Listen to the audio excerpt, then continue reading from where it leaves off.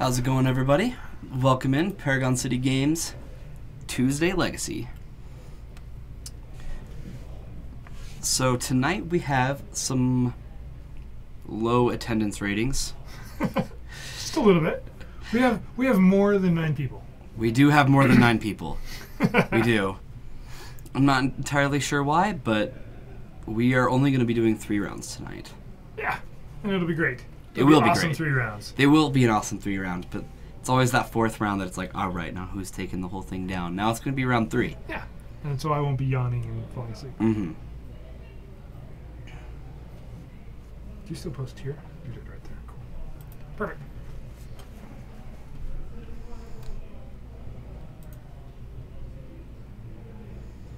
This is supposed to work. I'm not really sure. Maybe good. No, I don't know. Go,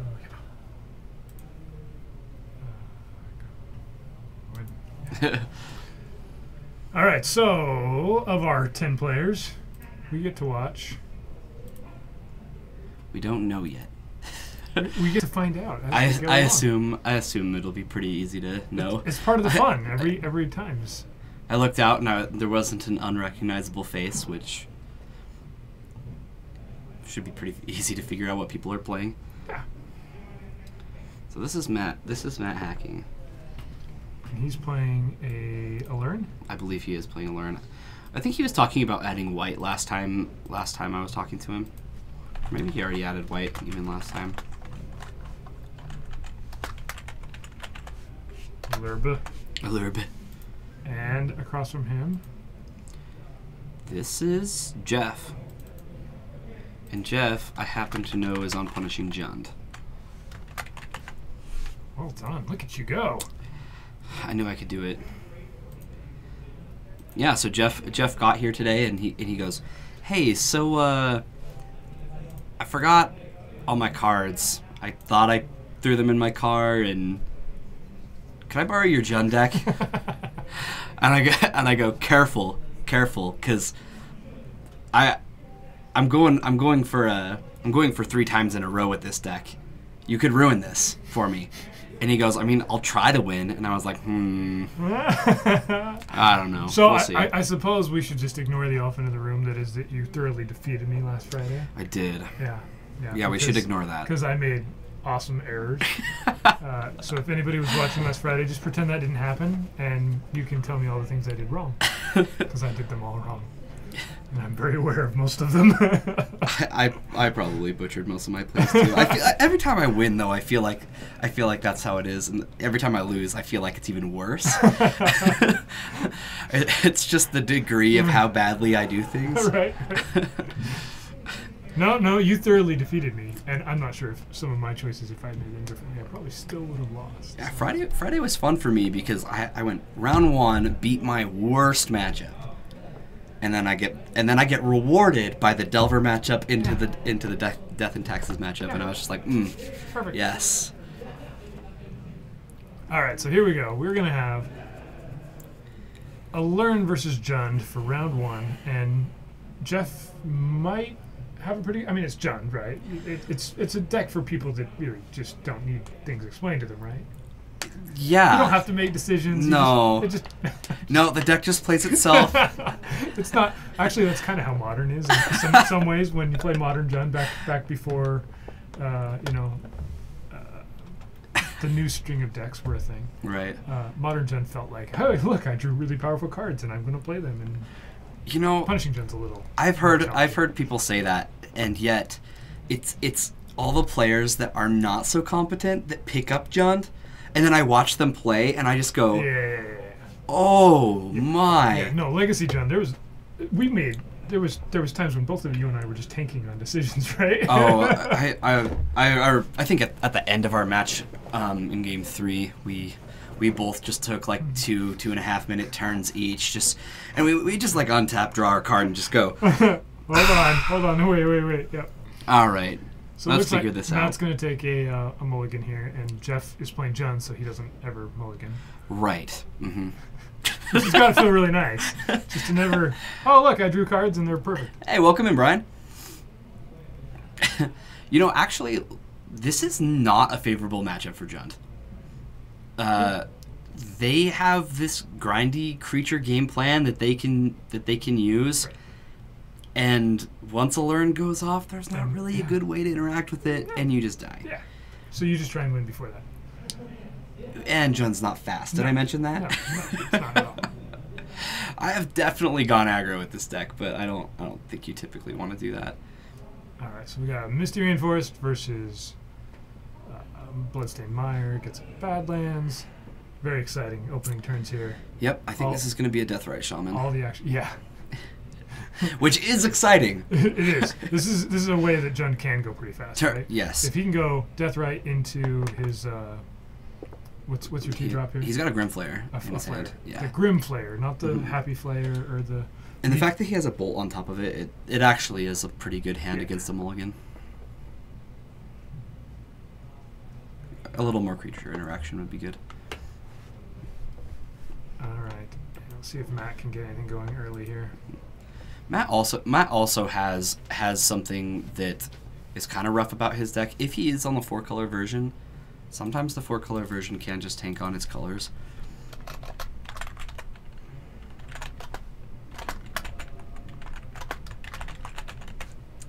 Alright, so we have a tropical island here. Sorry, getting your way. No worries.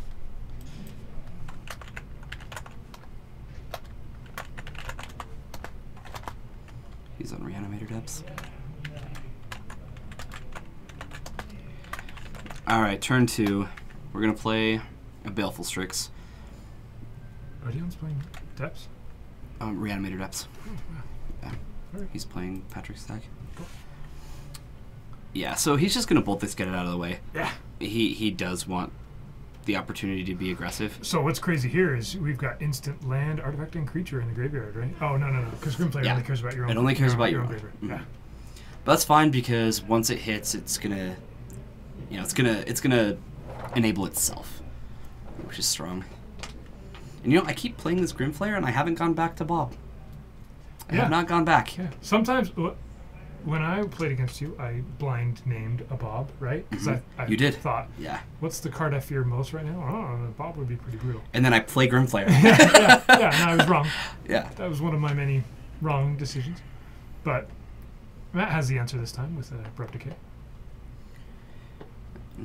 I imagine we'll just see a backup Grimflayer. So we've got a new rule change, right? Where Planeswalkers are now legends, and so you can play with a Liliana of the Veil and a Liliana of the Last Hope out in play at the same time.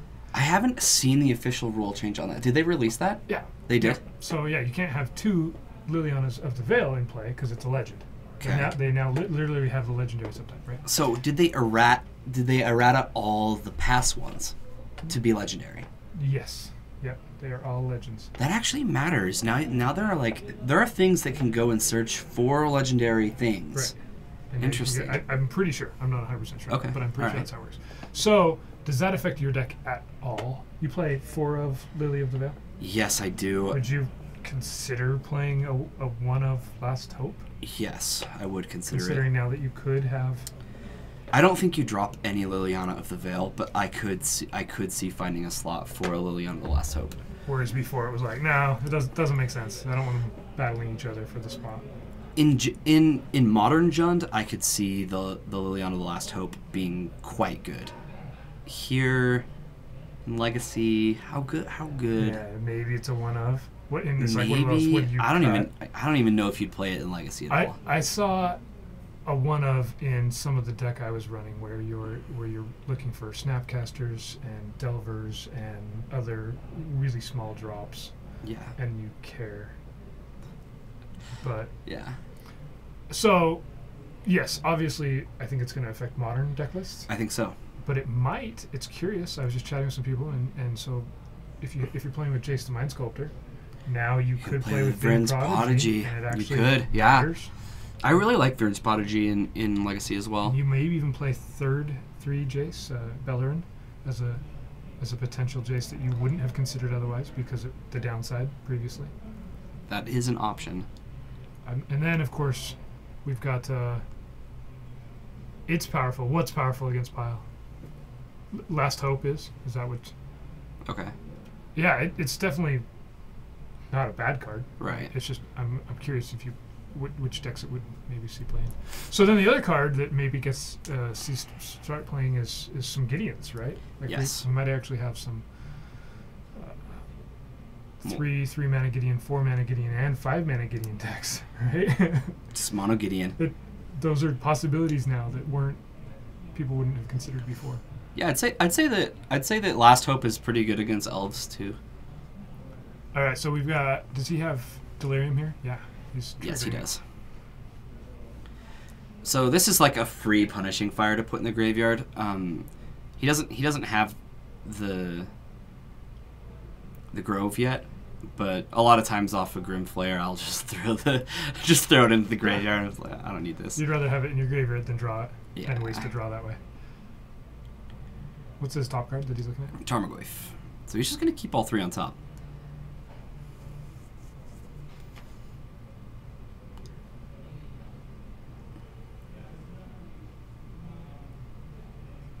Yeah, maybe. Yeah. You play Tez and Tez.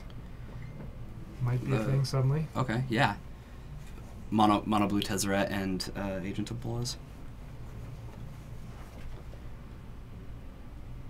I love Tezzeret decks. Oh, that would make me so happy. You just like run like 3 of each or 4 of But each. then when they Be print one more, fantastic. that's what's crazy is it does open up some future design space, right? It Because does. if they print a 3 mana Tezzeret that is playable in anything, Just suddenly go boop, you boop, could, boop. yeah. Yeah. Because more than likely a 3 mana Tezzeret Curve is gonna out on care about- Planeswalkers. It's going to be the type of card that would want to go in an Yeah. artifact deck. All right, Matt has He's got a Strix and s- a yeah. Eternal Witness, right? I don't think it was Aniwit. Maybe I'm wrong. Aniwit does not look good here. Yeah. Tezzeret decks are sweet. I agree. They kind of got hurt a little bit by top being banned, right? They did. But it's fun that you can play a deck like that. Oh, And it isn't. Okay, it is an Eternal Witness. Yeah, and he just can't cast the Eternal Witness. Whatever it is just gets exiled. Unless he returns a creature, he can target Belful Strix. So Matt here is main phasing Death Rat Shamaning away a sorcery. So Jeff loses Delirium, Mm-hmm. and he's doing it at that speed so that Jeff can't respond, right? Mm-hmm. Gets a Strix back, and says go. Yeah, so we'll get to exile a Force of Will, more than likely. I guess he could take the Abrupt Decay, it doesn't really matter. Oh, isn't his sick? Or can he use it right now? No, he can. Oh, okay.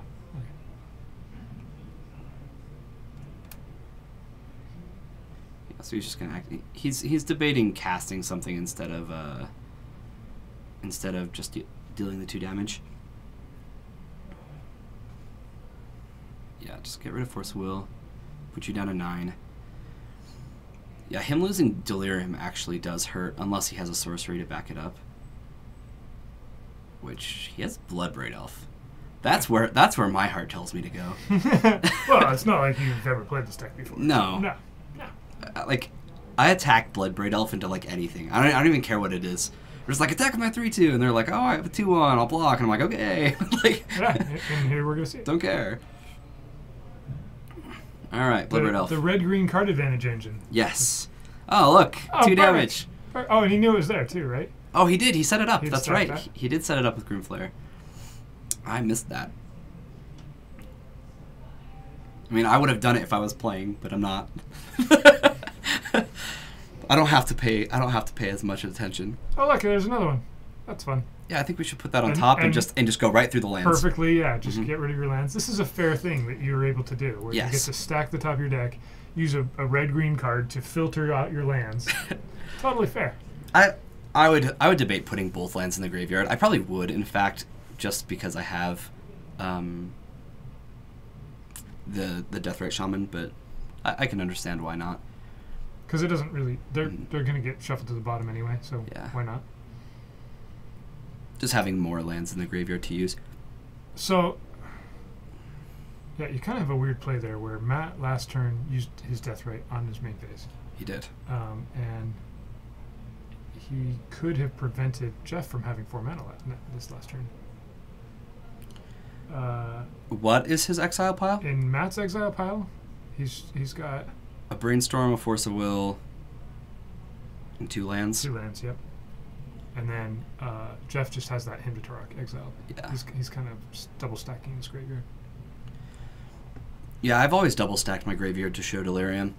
You don't technically have to tell your opponent, but I usually like to be as transparent as possible. I don't like being the guy like, but it's a 4/4. Jeff has 3 piles, so the piles under his deck are both graveyard. The Hymn to Tarok above his deck is his exile. Alright, Strix.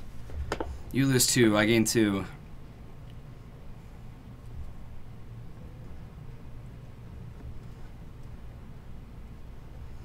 And there's that Bloodbraid Elf. Surprise, surprise. Yeah. So this is where this is so interesting to me is this Deathrite Shaman just gonna snag the land that he tries to exile?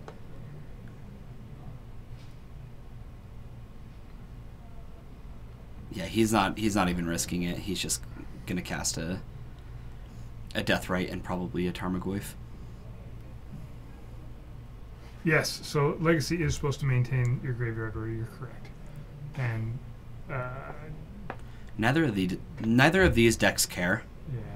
That's So definitely one of those things that some Legacy players really harp on that, it seems. Yeah. And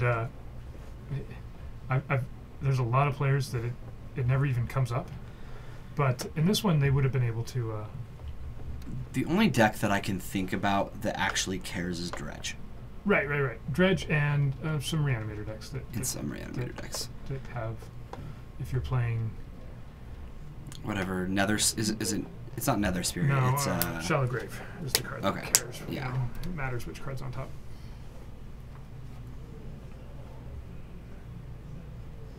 Okay, so he's going to throw 2 creatures into 2 creatures.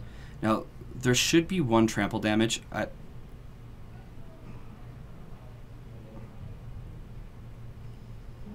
Right, the Strix is a 2/1, isn't it? Does he not have Delirium? He does not. Okay. It's the Parasitic, right? Yeah.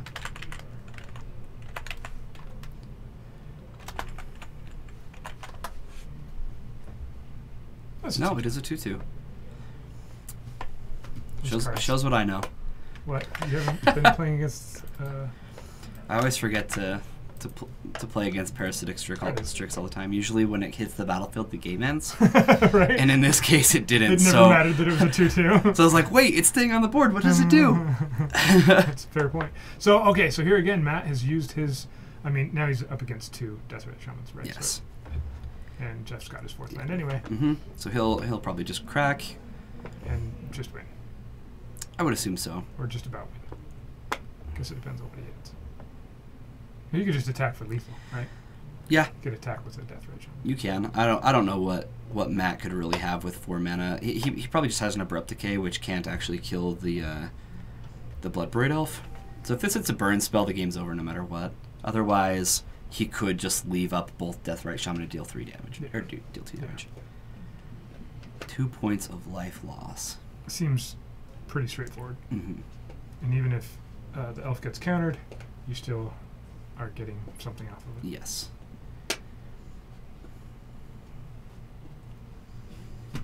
He's really thinking about what he wants to do. So his 2 lines are kill his opponent's Deathrite Shaman, play a Goyf, or play Bloodbraid Elf, see what I get. I just can't imagine why you wouldn't play Bloodbraid Elf ever.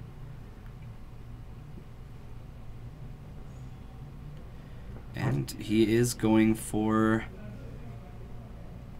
the Abrupt Decay. The much safer play. It is a very safe play. Like, how do you really lose with your opponent only having 2 cards in hand? Yeah. And if their Deathrite Shaman dies. Yeah, I think that's what I would have played there as well. The elf made sense, but okay. Yeah. I think this is going to work. Mm-hmm. Yeah, it definitely will. Neither line was bad. I just feel like the game could have ended this turn. And now he has to answer to this Leovold, which, I mean, the Leovold doesn't even really matter. Hey, everybody. Hi to Chief. Welcome to chat. Hi to Chief. Yeah. Hey to Chief? I never know. All right, so we have a backup match with our very huge amount of players today. Yeah. We've got Calvin playing some Grixis Control versus some Reanimator Depths. Boo, conservative jump players.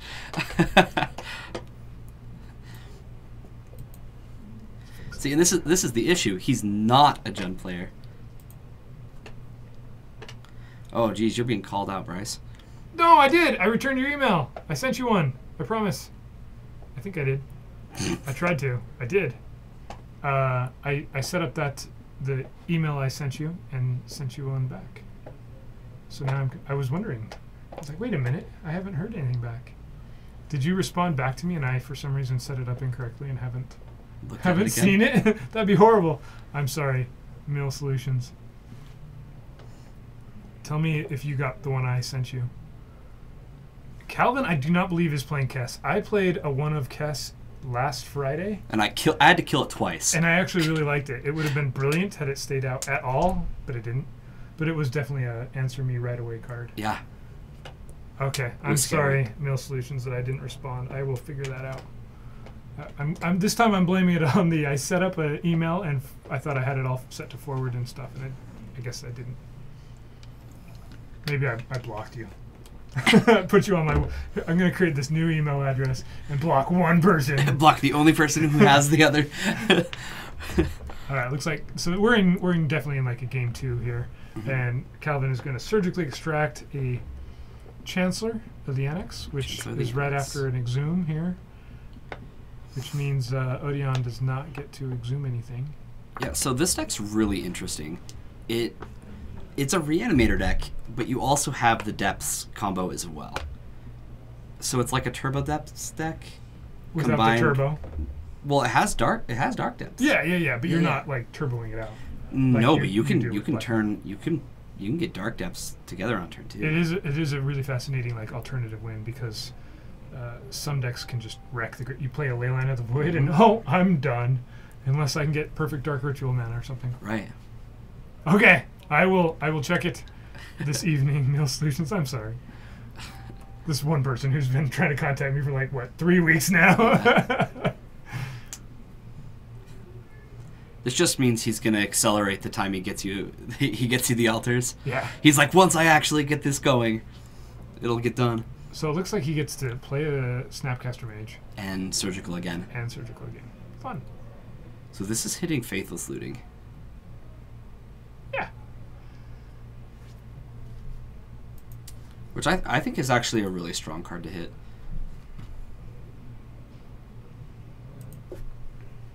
We've got the cool vintage filter on this camera. I know. For all you Instagram lovers out there. Or it just is weird. I know. I've never understood why the cameras are different, but hey, you know what? We can see everything, and that's all I really care about. Yeah. This is in the much gloomier side of the room, which is right next to the other table. Mm-hmm. Yeah. In fact, it is just one table. Yeah, they could quite literally touch each other right now. Mm-hmm. But the lighting here is totally different. So what is the white for? Is it just to be able to play a Chancellor? I don't think so, because Chancellor, I believe, needs 3, right? Yeah, but I mean, if you go scrubland. Oh, I do know what it's for. It's for wear tears out of the sideboard. Oh, okay. That makes sense. Yeah. Makes more sense then. Gotta beat the ley lines. Yeah. And the Grafdigger's Cages. So what do you think he named here with his needle? I have no idea. I do know that the Reanimator Depths deck plays mainboard needles, though. So I think it's 2 of them that it mainboards. He just names Deathrite Shaman if there isn't one, or I honestly don't know. So Calvin's on Grixis Control now. He's switched over from Delver. Today he's playing just a control build. Yep. Interesting. I like it. Very similar deck to the one I was playing last Friday, without Kess, which is just a mistake. Right? Well, yeah.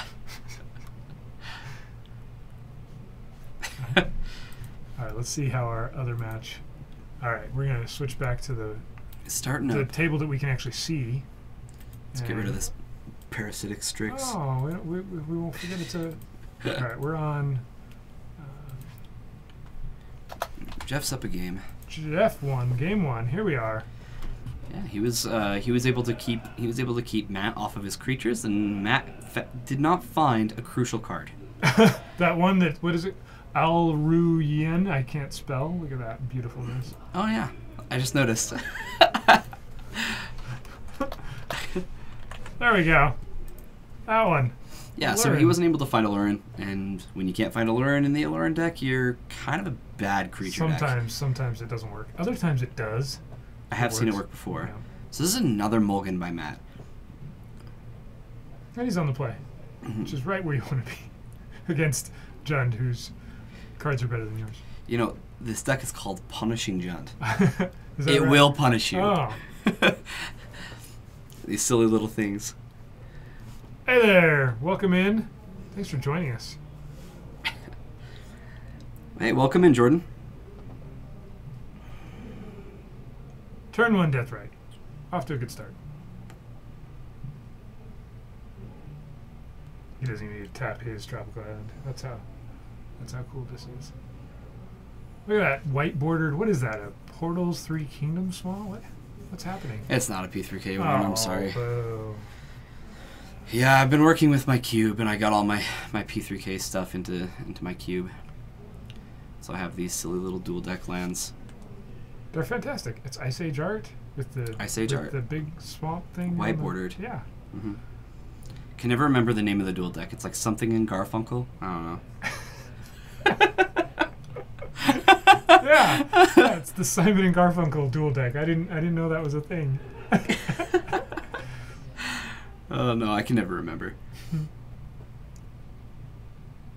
Ooh, well, we should definitely want the Jund deck to lose. I'm pretty sure that's how. I think I'm gonna sit. I think I'm gonna root for my own deck. You're gonna? Oh, what? What? I know. That's I know. ridiculous. That's ridiculous. It is ridiculous. We get a ponder. Is he stuck on? Okay, he's got some other lands there.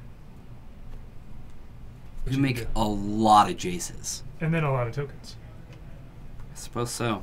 And then you'd still lose the game because you're playing with Jace with card. like one glove. And should we find? Eventually, I'll find it. Yeah. I don't need to find it. Murdoch85, thanks for the follow. Let's see what happens. Yo, it's Tony. It is not my brother piloting it. This is actually Jeff. Usually he's on a Maverick build or a Death and Taxes build. But he forgot his cards on his way to the shop today. I don't really know how you do that. There's like a checklist, right? It's like pocket check, and then when you realize that while you were pocket checking there wasn't a backpack on your back, then like you can do it all in one swipe. I don't really know how that happened. But yeah, he forgot his deck, so he asked me if he could borrow the Jund deck, which I was happy to let him borrow it. I told him I had high expectations for him. Normally that turns people off of playing the deck I'm handing them, but So do we have a Hymn to Turok that just got played? Did I miss that? maybe. That must be what just happened. Okay, and then it got Yeah, and then he exiled it. Okay. Yeah, him didn't hit Alurin. However, Matt has one card in hand. One card. Yeah. So he mulligans down and then gets hymned. And Thought Seized. He's just, alright, this Deathrite Shaman's my life, and this Deathrite Shaman's gonna get bolted. That's kind of how it's looking, right? Ooh, he's... Yeah, Okay. so he's just gonna bolt in response to this. Yeah. Good plays, good plays. He's gonna get rid of Thoughtseize. That's smart, putting the cards under my die. I never figured that out. Part of that is just keeping them in place so we can see them on camera.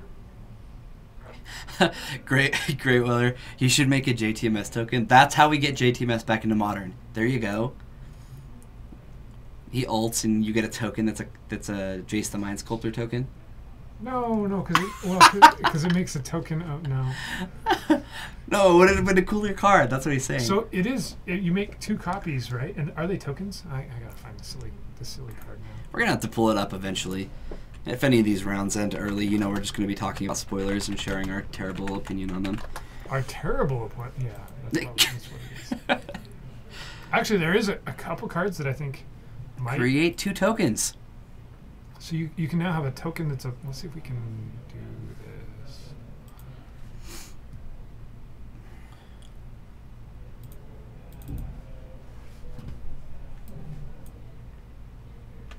Let's see if this works. It probably doesn't. Probably not.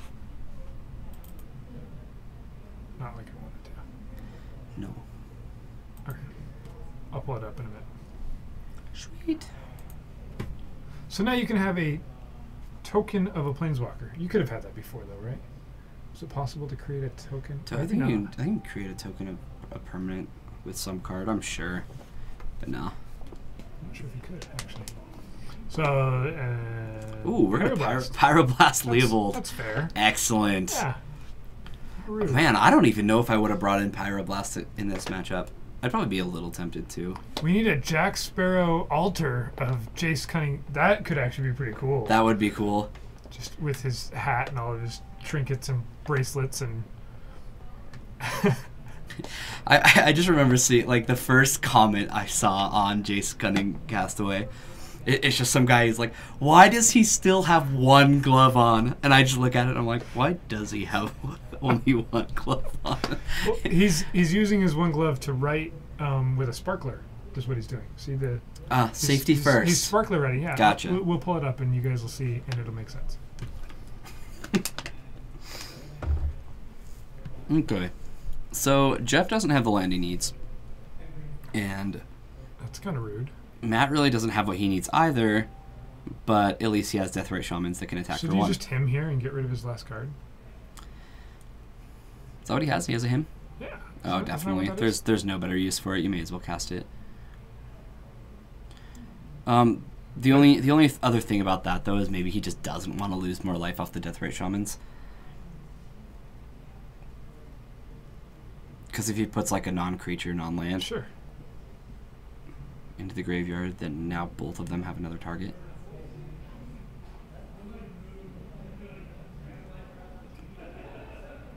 That's a Thoughtseize. Alright, I think this game's going to go to Matt. Not something I would have predicted looking at Jeff's opening hand of, like, 2 lands and just tons of disruption. Well, like you said, he's got to have things to remove here, does he? He's got enough, right? Not sure how much he has. I'm not sure either. He's going to go down to 5.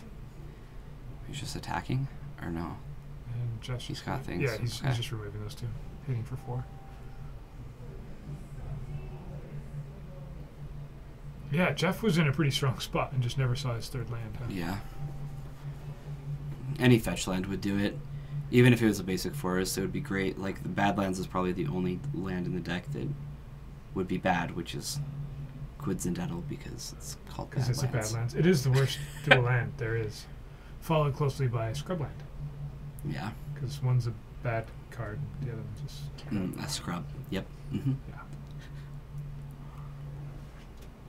Glad we're on the same page. Well, but if you're making a deck that's trying to be like hard, then of course you play with Badlands, right? Right. Because it's bad. If we're around in the 90s, I think that was a thing. Alright, so basic forest, and this is much, much too late.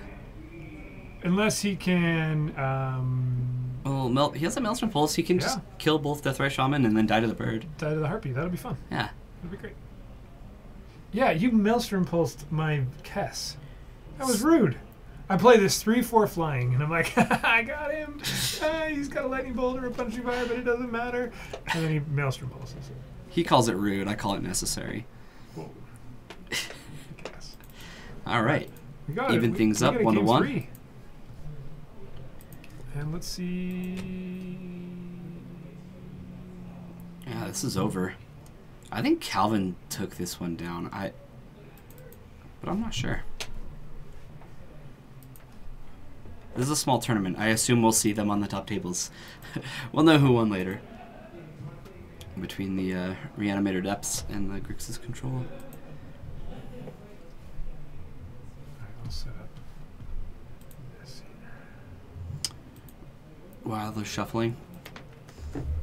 No sleeve comments, nothing like that. We actually have spoilers to look at. No, I was playing, last Friday I was playing just a Grixis Control with a 1 of Kess. Is this actually what you meant to do? Is make our window super small? Yeah, that's kind of what I was thinking, but I don't want to. I'll just do it like this. This one's kind of annoying because Looks it fine to has me. cards that we don't know what to do. But all right, we'll get that set up for after this game. No, I just wanted to try. I've been on a Delver variety of Delver decks recently. I just thought I'd try a 1 of Kess out, and so there was a couple decks listed on Goldfish, and tried that out, and it was fun. Delver's or Grixis Control is challenging. It's hard. Yeah. You've got choices that are not super clear, and it changes depending on which deck you're playing against. Right. This time, Jeff's going to take a mulligan. Uh-oh. I feel like Matt got really lucky with that last game, because his hand was not good, and after getting himmed, he was just like dead. And here's Jeff just like, well, I can't cast anything, so. And here he is again. Oh, sorry. Here he is again. Kind of short on lands, right? Well, maybe he's got no, he's got he's got lands. He's fine. Yeah. Oh, that's why we can't see anything. There we go. Oh hey.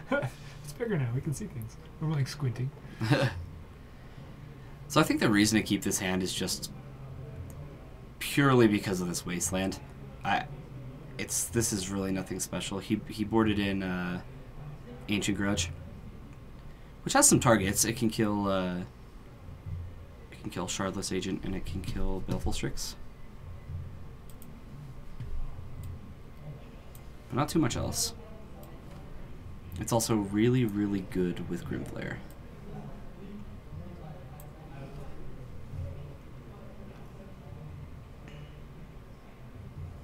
Oh, all these cards are foreign.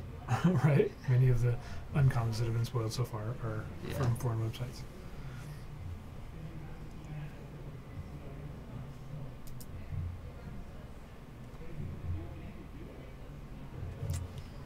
All right, off to the races. So he opts to just go for a Goyf. Let's get something on the battlefield before we start hating out these lands. And is it a Maelstrom Pulse that I saw in his hand? Maybe not. And a 2/3 Goyf on this early, it's gonna work. Yeah. As long as there isn't a Baleful Strix blocking his way, right? Right, and we know he has an Ancient Grudge, so Baleful Strix is not something that's going to be a problem to the Goyf this game. He's gonna answer whatever he needs to. Mm-hmm. Nope, he's just going to take care of it. Or not. I think that was wise by Matt. Just like, you're going to try to stick a creature early. I think I'm just going to kill that. Yeah, let's just Wasteland and play Sylvan Library. That's fun. Yeah, let's take care of the green source. Yeah. Yes, says, please. That's great. Just what I wanted to have happen. Said no Matt ever. Yeah. Looks like he has a lot of card draw in hand, though. He'll be able to filter his draws pretty well.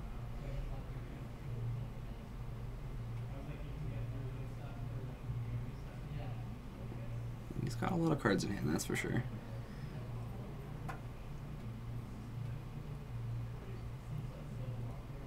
So he's gonna throw a basic forest, and I'm not sure what the other card is that he's thinking about. Maybe a Misty. I don't think it was a land. Maybe it was. Just play the Polluted Delta, pass the turn.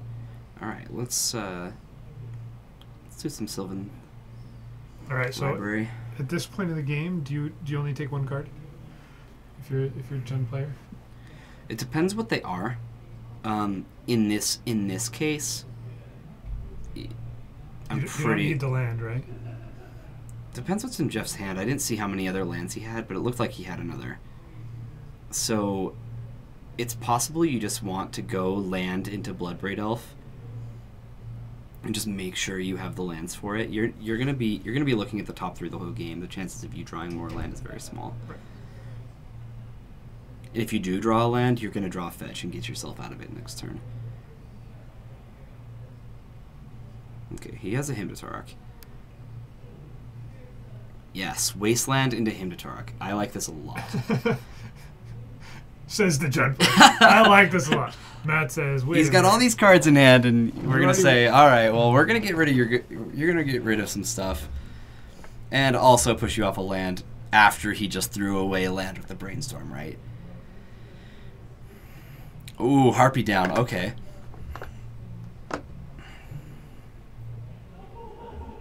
And Baleful Strix.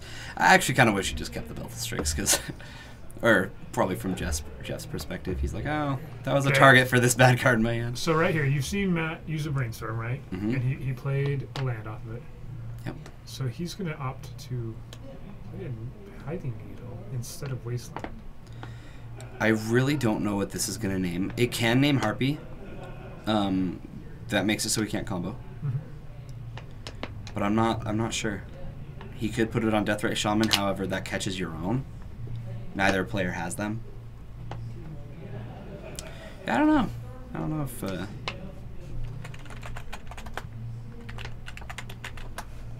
know what he's naming here. You think he named the Polluted Delta?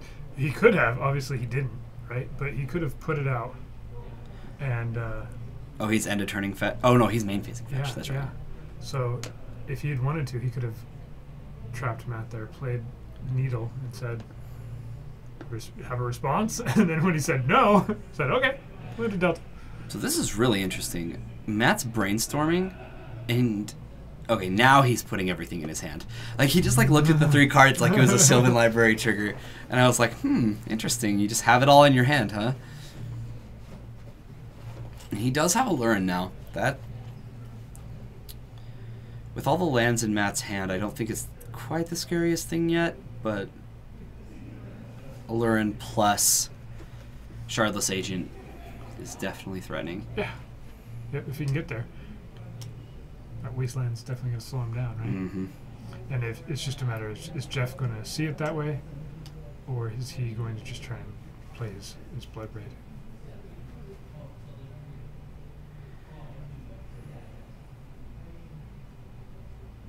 So here, you maybe take 2 cards, right? I would absolutely take land Bloodbraid Elf. Yeah, Lose 4 life, get to play both. really easy decision from this point. It is, however, really hard to just say, oh, it's correct to not wasteland. Right, Um, right. Especially here, when you're playing against Lauren and he's sitting there with 3 lands, right? it's so clear that Matt is hurt on lands right now.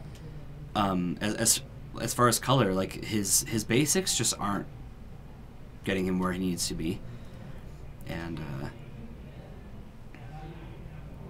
it would be difficult for me to know whether to play Bloodbraid Elf or commit to a Or Wasteland. Wasteland instead. Yeah. Yep. I think Bloodbraid has the higher potential though. If this is a Thoughtseize, if this is a Hymn to Torok, yeah, this is just going to target nothing. Just not get cast. 4 mana 3/2, not the greatest. And this is like why I didn't feel like Bloodbraid Elf would be the best. Is say you get like a Lightning Bolt or like a Punishing Fire, you just completely miss. So now he gets to cast. Oh, he's gonna cast. He's not gonna cast the Lurin. All right, 2 libraries now. You get a library, I get a library. Interesting, and he just literally top decks Golgari Charm. Just the perfect answer. And this is really hard because are you supposed to hit the library right now, or are you supposed to wait for Lauren. Alurin? I think you wait for Yeah, Alurin. yeah. Unfortunately, not something you really want to have to do, but you're pressuring their life total. Chances are they're not going to get multiple cards off of Sylvan Library?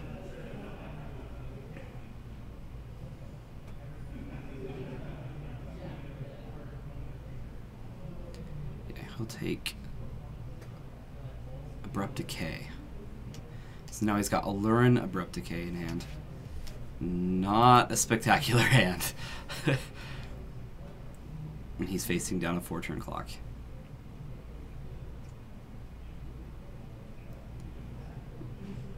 Sure. Alright, let's make it 3 turns with this lightning bolt. Yeah, yeah. Steve Argyle, Bloodbraid Elf. Much cooler than non-Steve Argyle ones, right? Fact. I mean, it's kind of hard. It's hard not being biased towards Steve Argyle, right? Especially here in Utah. He lives like, I don't know, 20 minutes from here, 30 minutes from here. You know how they make artist proof cards? This is just Yeah. a total thought that I've had, just because we've seen some really cool artist proof cards where on the back the artist has sketched something awesome, right? And I think it's particularly cool when they sketch something that is relevant to the card, right? Sure. So wouldn't it be awesome if instead of white backed cards, they gave artists their card without any art on it, with a blank space? In the art spot? Yeah. Oh, So that would it'd be like cool. the blank comics, right? Where the comic, the artist can do a cover for it. That would be amazing. And then even better, so there's still only 30 or 50 of them, you could but probably- if it had an and they'd actual be- magic back, and they'd be playable. then they'd be playable, right? They'd Yes. be these really, really high commodities Yeah, for, they really for the would be. art world, where Steve Argyle could have done a little sketch of Blood Raid or some unique version of it, or an alternate idea that he had. Right. And we need to spread this. I need to make my own Reddit thing. I gotta set up an account to do that. I don't know. Right. I don't know. I just Yes, Gavin, this is my deck.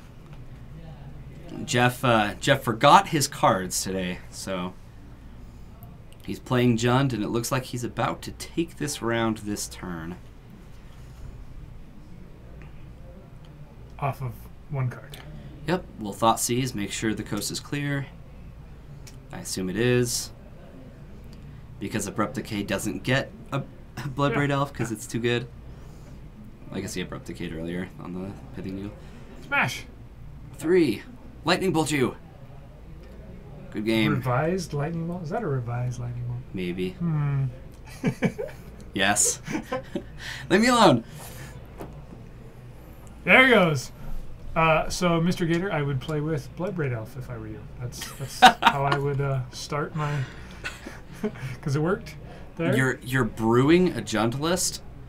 I'm a little confused by that. I feel like people have already kind of figured out how Jund works and what to do with it. Jund needs more blue. which is fantastic. All right, so just so- play Force of Will, and I'll- then side out all of these other cards that are not blue, and play Thanks for the follow, Brainstorm, George, is it? Stifle maybe. Delver is a good card. Jund needs more blue. I like it. Big Dunboski. Thanks for the follow. So, I'm going to humor you, all right? Because I want to, not because I should. Jund is actually green, black, and red. There is no blue in Jund. What? So if you want more blue in Jund, you're going to need to throw out another color and then call it something that isn't Jund.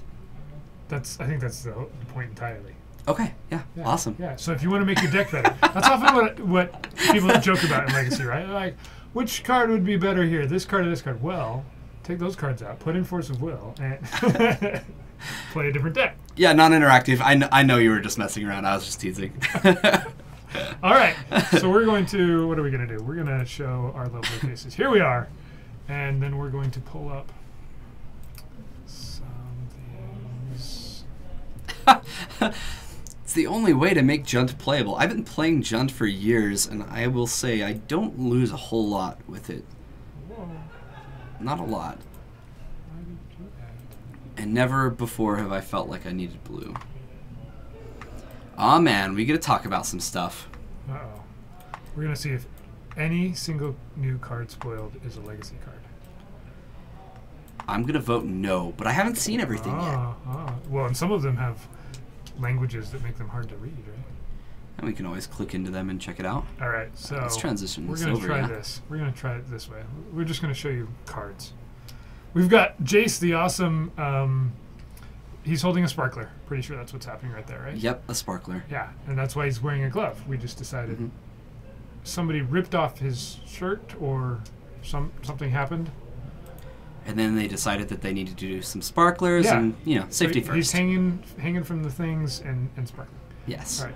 Treasure Map's kind of an interesting card. It has a on the back. It has something that we can't see right now.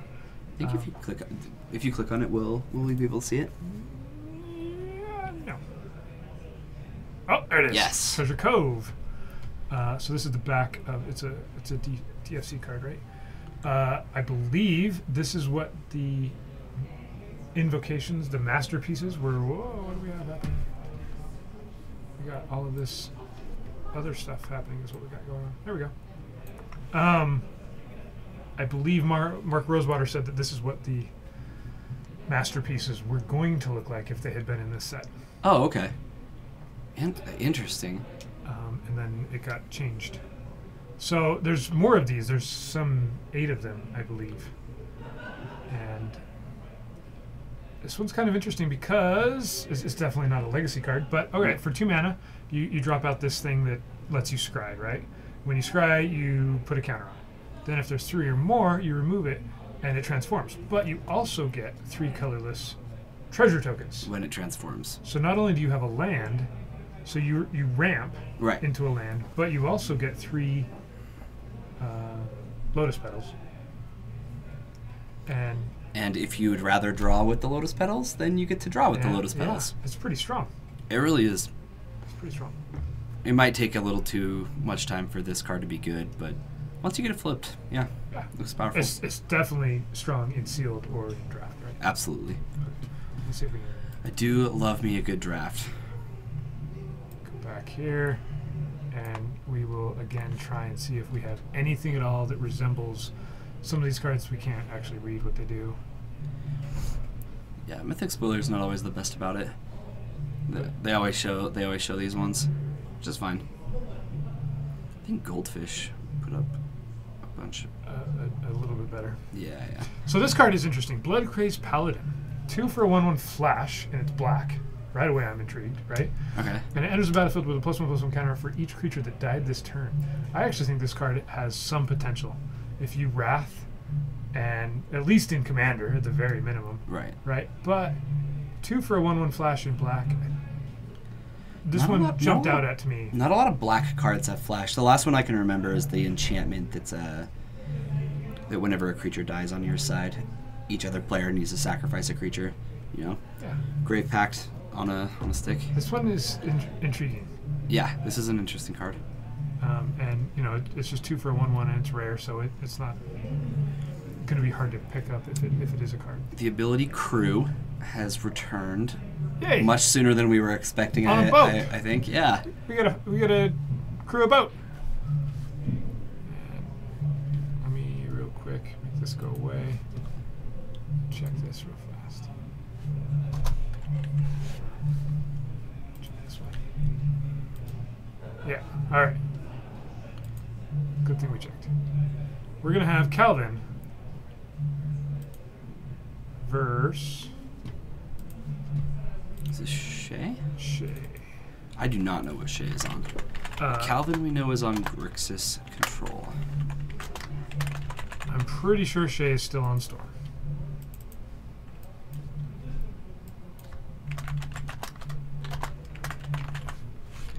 Oh, Storm, our favorite. We're pretty good at commentating on Storm. We are. Usually, like, a couple things get cast and we go, okay, the game's over, then we switch over to the other one. Let's see what's It happening. takes a lot of Let's practice. see what's happening elsewhere.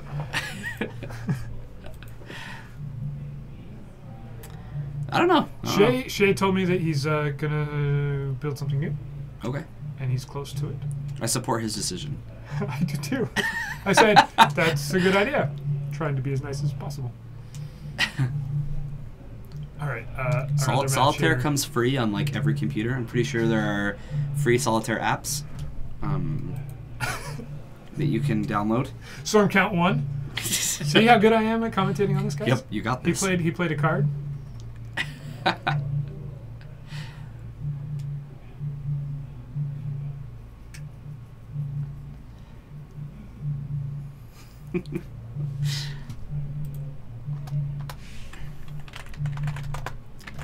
So Gavin, what kind of Jund shenanigans are you building? I'm curious. Are you trying to build with standard, with the new set? Like, I'm confused. What Jund's deck needs brewing?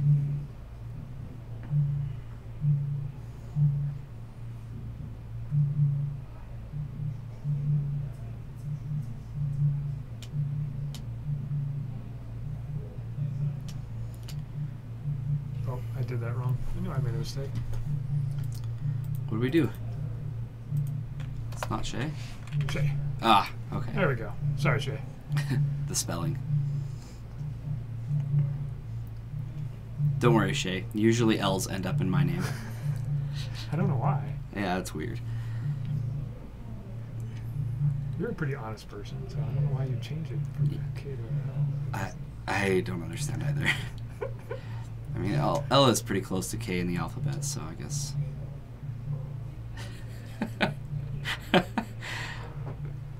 Alright, exchanging of cantrips. And, are you ready? Ready. Okay. Brainstorm. Storm count 1. Yes. Where's the dice? Come on. It could be happening right now. It's probably not going to, but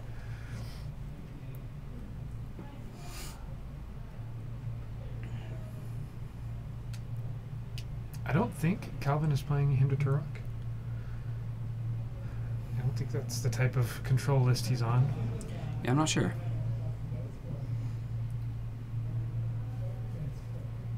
But I do think he has a few counterspells. Yeah, I think he'll be able to interact with Shay pretty well. You know, he may have Mindbreak traps out of the board. He may have Flusterstorms. Yeah. So, Flusterstorm's probably the right choice there. yeah. He could run both. He could run either. Like, Storm is a deck that isn't exactly fun to lose to. Yeah, so this is just Xanthid Swarm. This is just going to get forced. He's like, okay, once Xanthid Swarm's on the board, then Force of Will actually becomes unplayable. Yeah. You can't play with it anymore, so we may as well use the Force of Will here. Not something he wanted to have to do, but something he's doing nonetheless. So Shay is a very cool foil from Judgment, right? Is that what Yeah. it's originally from? yeah, that's a cool foil. Yeah, Xanthid Swarm's really strong.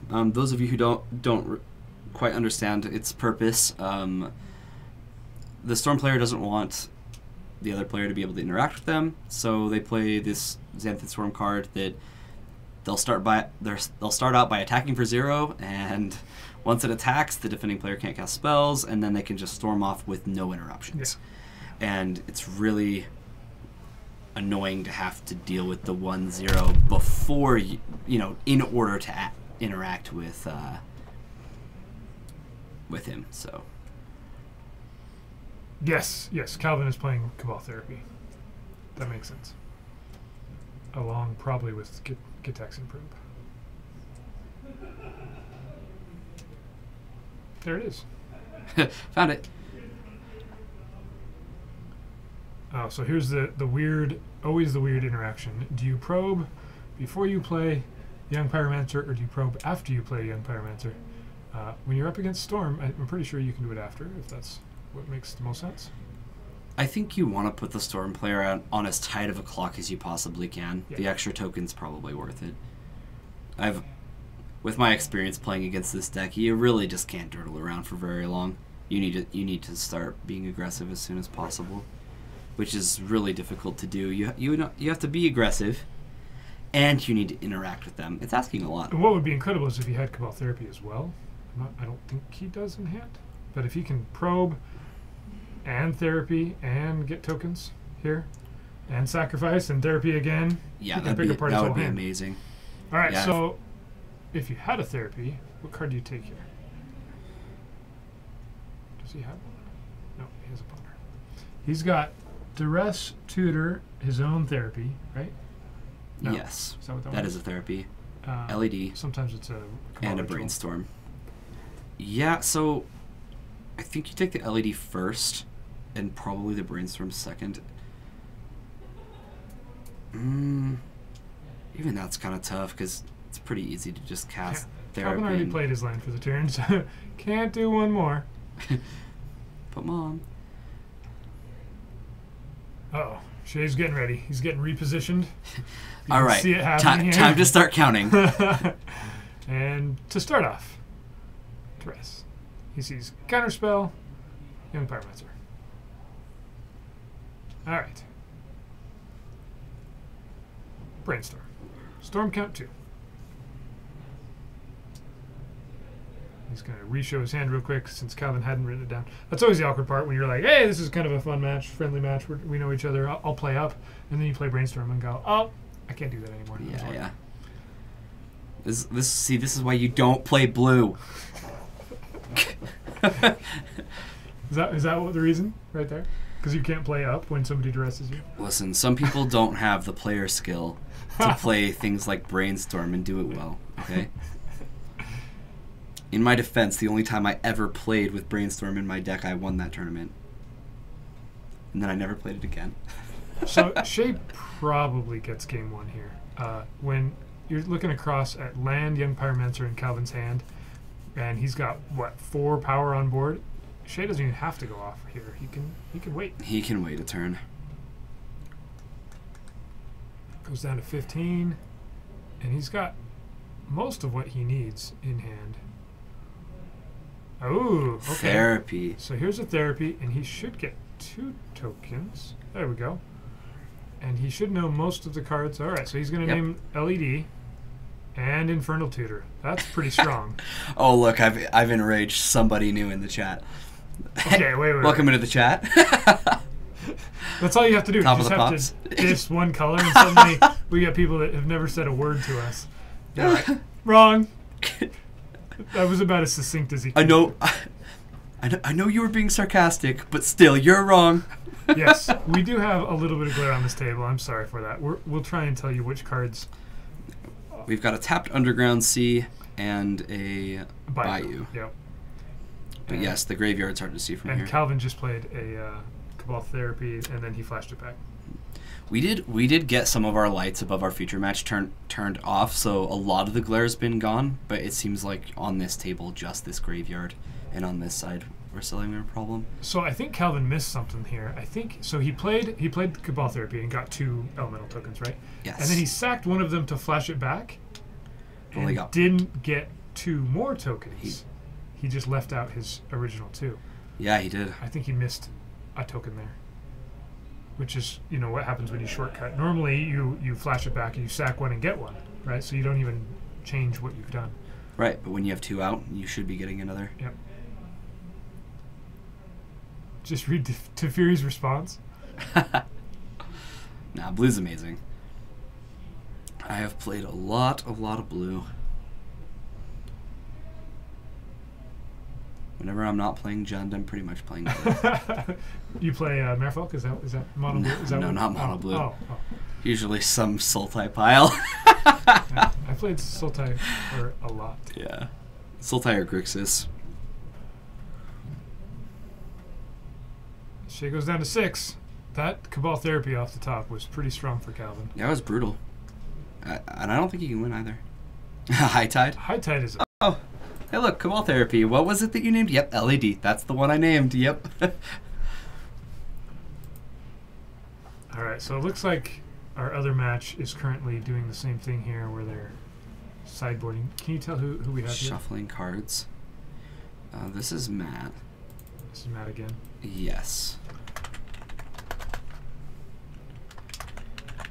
Which he lost, didn't he? Yeah. And we've got Oh, and Odeon. Okay, we just They just Yeah, they just switch threw these sheets. guys on. They're not doing the top tables. Hashtag Calvin. Always has it. Never didn't have it. Oh, seriously. Oh my goodness. I've done a bunch of test games with Calvin, and every time I get him into a situation and I'm like, all right, as long as he doesn't draw this, then I'm good. And he's like, all right, here you go. I'm like, oh, fantastic. Thank you. Thanks for proving that I can never play around anything when it comes to playing against you. Steven, thanks for following. So, while these guys are doing this, we can pull the spoiler back up here when they're done, but we'll see if we can find anything else that would be maybe legacy possible. Okay, so Entrancing Melody. X and 2 blue, it's a sorcery, unfortunately. Gain control of target creature, convert mana, cost X. When I first saw that card, I went, huh. So you could take a 20/20 for 2. That'd be cool. Oh, that would be hilarious. And then I find out there is a card already that's instant speed and costs 1 more. Okay. And it's like, well, probably. That's better. Yeah, that'd be better. This card is like 3 mana, take your Deathrite Shaman. I'm pretty sure that's actually what the card says in Legacy. I think this is actually a pretty good card for Standard. I think so too. The, I think it's very powerful. yeah, I think blue-red control is going to be a real thing. take your guys. Okay, Revel in Riches, sitting right next to it on the spoiler sheet. We can Ugh. pull this up. Cost 5, it's an enchantment. Whenever a creature an opponent controls dies, you create a colorless treasure artifact token, right? Yep. Which taps to sacrifice and Lotus Petal. And then it says at the beginning of your upkeep, if you control 10 or more treasures, you win the game. Is this like a commander card or what? Yeah. So you go, all right, 5-drop enchantment that even if we just continue playing the game, eventually I'm going to win. Wrath the board. Or if you wrath the board, next turn you win. Right? Right? Yep. But I was interested because we saw this rare sheet spoiled, and this was just 2 days ago now, right? And it's like, okay, this is a 5-mana enchantment. Is that standard playable? And I Nah. went, no. But there are actually a bunch of other things that give you treasure. And so maybe this is a Oh. deck. A Yeah, Revel maybe. in Riches deck. Yeah, standard zzz. right? No right. kidding. Well, we're looking at a new set released from spoilers, right? And Yeah, we're trying to think legacy. I mean, most of the things are just going to be standard or draft playable. We're aware of that. There are a significant number of cards that are low costed They are. on this rare sheet, and so Old Growth Dryads is a 1 green 3/3. When it enters the battlefield, each opponent may search your library for a basic land card. So if you're playing against anything that doesn't have basics in it, you're looking at a 1-mana 3/3. And it ramps you. It's each opponent. Oh, each may opponent? search. Yeah. So that's the downside. 1 mana 3/3. Okay. Yeah. I actually like this Sunwing down here. Creatures opponent. It's a 3 mana 2/3 flyer. Creatures your opponents control enter the battlefield tapped. Yeah. It's not quite as good as Thalia, obviously, but flying is But Thalia's a different. legend too. And right. Periscope. Which one's Periscope? it's the artifact, right? Sorry, we'll pull these up and actually show them to you guys here when. Oh, there's the Spyglass. Is that what you're thinking of? The 2-mana artifact that's like a Pithing Needle, except you get to look at the opponent's hand first. That's really interesting. The fact that it costs 1 more mana, I'd still say Pithing Needle is just better. Usually when you're playing Pithing Needle, you kind of just know what to name. You don't really need to look at their hand.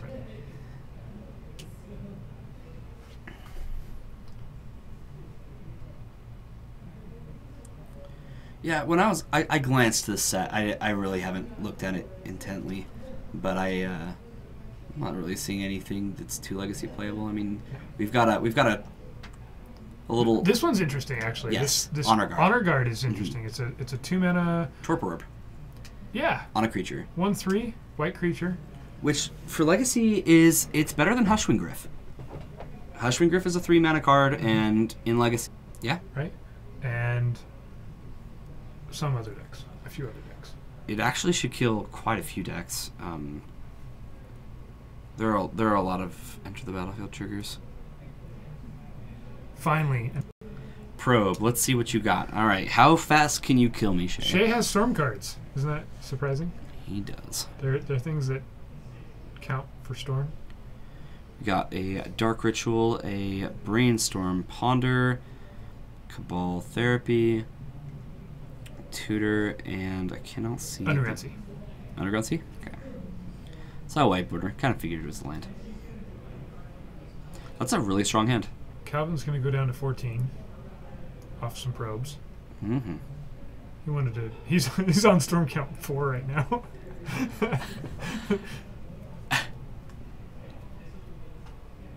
He cited in his LED tendrils package right here. No, Yeah. he didn't. No.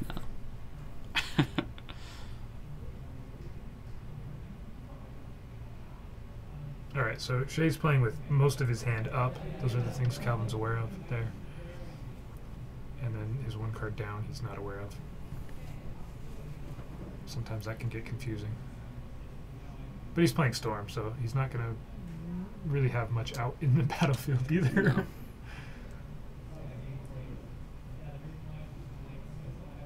So he actually has 6 cards in hand right now. And that's a Lotus Petal he just played. Alright, so he's going to play his own Cabal Therapy. And he's going to name something in the dark here. I'm guessing Garruk Wildspeaker.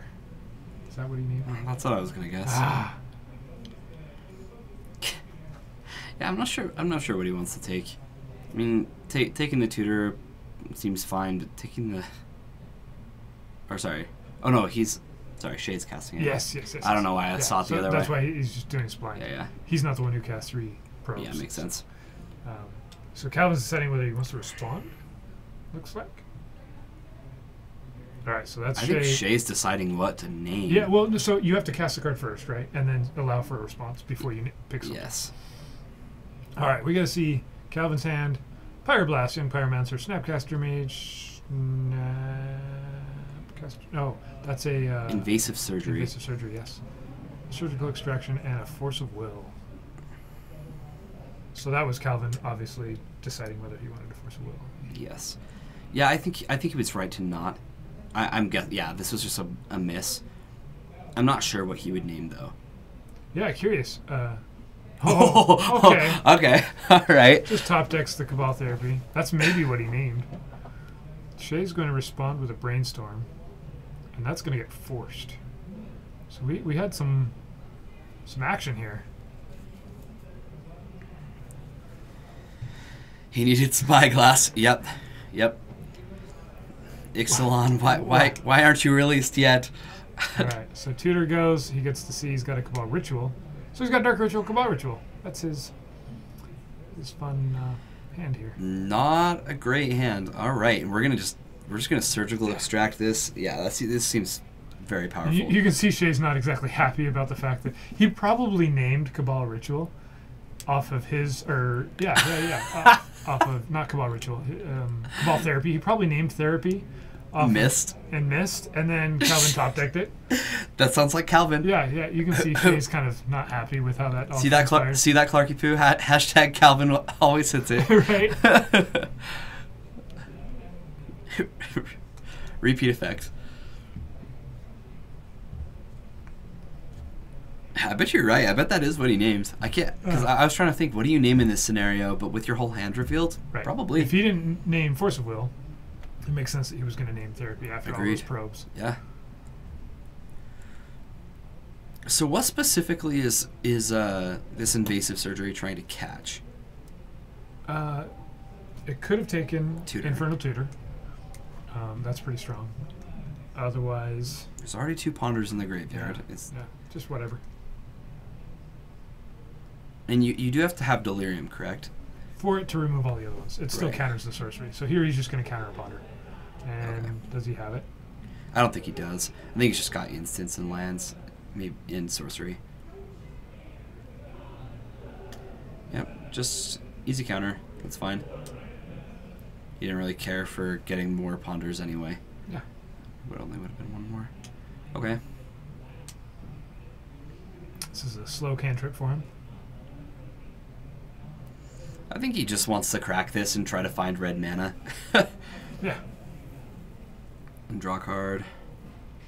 Draw for turn. There we go. Hey, look. Found a Volk.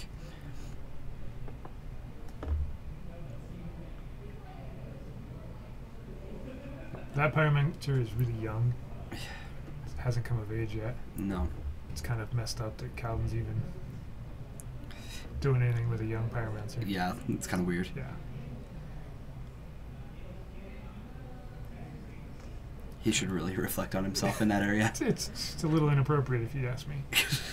Nobody did.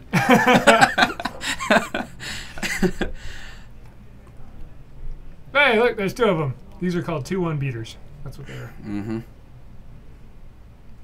Yeah, and now that Calvin has the mana for Pyroblast, Yeah. it's relevant. So, and if Shade does draw like a Brainstorm or something, he's going, I don't want to cast it here, but he needs to at the same time. Oh! Ah!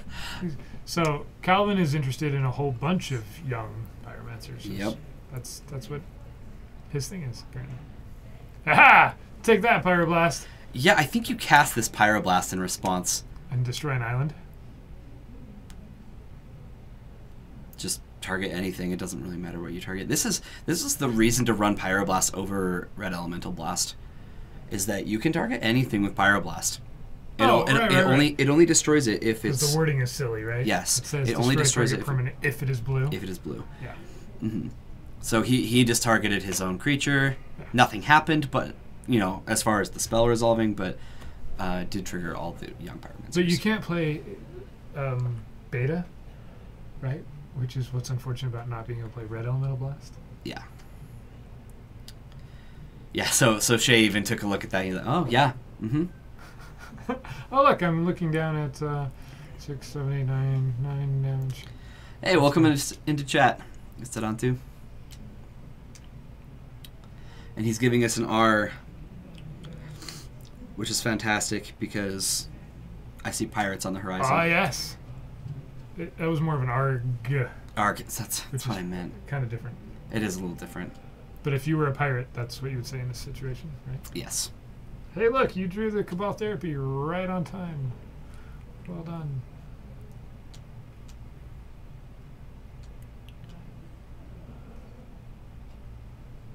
All right, so Calvin gets that 2-0, and we'll see.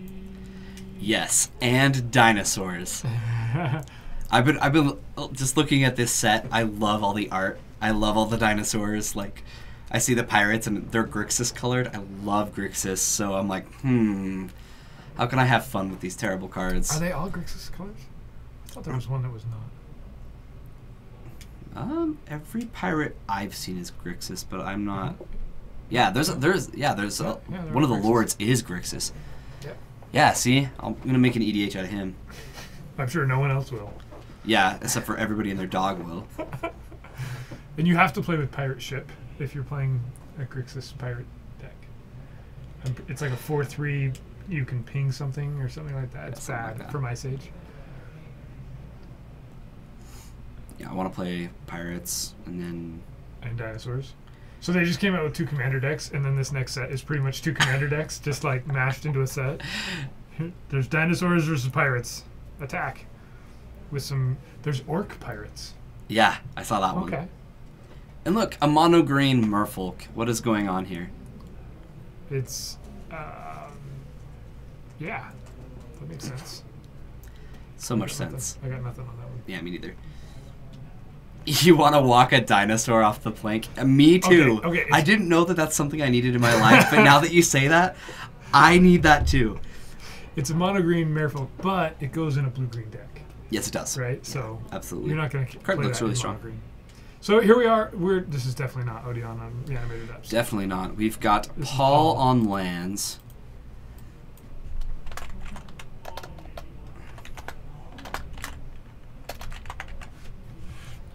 And we're on game not 1 here, probably. Yeah. And peg arms. A T-Rex with peg arms. That's great. That'd be fantastic. So do we have a second block of Ixalan? Yes. Okay. So the last 2 set block will be Ixalan, which is Okay. funny because they've been changing how they've been doing blocks so much in the last couple of years that, trust me, they'll be like, okay, so we're gonna do 1 set blocks now, Yeah. and they're gonna do like 2 of them or 3 of them, the ones that they have planned now, and they'll be like, yeah, that didn't go over so well, so we're gonna try 4 4 sets per block. That's what we're gonna do now, since that we just haven't had didn't enough fly. time to. Yeah. That Yeah. could be. I could see that happening. We only had like a couple 2-set blocks, and they're like, "Yep, didn't work." And I'm going, "Seems fine to me." You guys were the problem with the whole printing of ridiculous cards for standard, but it wasn't the 4-block system. Promise, that wasn't the issue. Or sorry, 2-set block is what I mean. All right. So Matt is going to maybe do something here. Paul's got a Punishing Fire in hand and 2 Groves. That kind of hurts when you're trying to alert. Mm.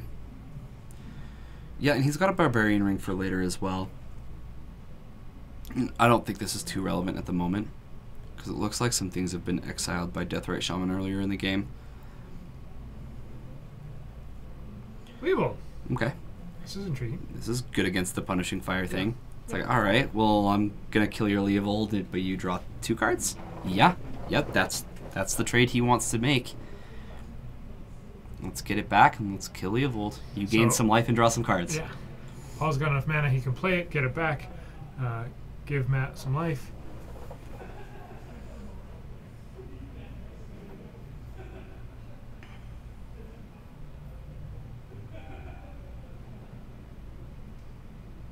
Sphere of Resistance. This is non-creature spells, cost 1 more, is that right? We always forget these ones, huh? There's just enough of them that... I love that you always... Why doesn't it select? I don't know. Every time. Sphere of Grace, Sphere of Purity. Spells. Just spells cost 1 more to cast. Okay, so this is All not of the them. one we... I think it was Thorn of the Amethyst, maybe, that we messed up on last time. We thought it was Sphere. Well, we knew it wasn't Sphere, but we've got what they did mixed up. So here's a 3-mana Baleful Strix.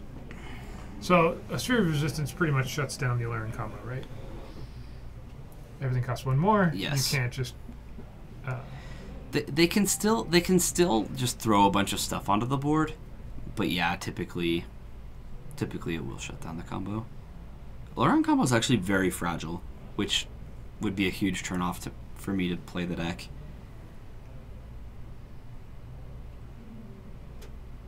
Got a diamond.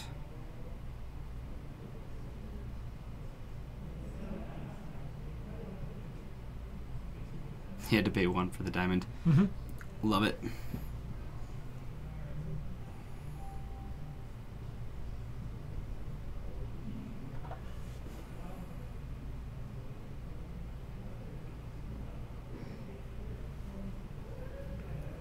All right, Matt's going to think about which card's there. Yeah, so this has got to be frustrating because he sees a Shardless Agent, but he has 5 mana, so like chances are whatever he's hitting, he can't actually pay the extra to Right, cast it. Right. All right. Gets So- rid of the Corrosion Grip and gets to play Library. Yeah. That's effective. It is. Paul's just sitting on the 1 Punishing Fire. Yep, and he's gonna cast it twice every turn and get 2 whole damage done. Can he cast it twice now? Yeah. Yeah. Maybe. Because it costs 3 now to do. Right? Yeah, he should be able to.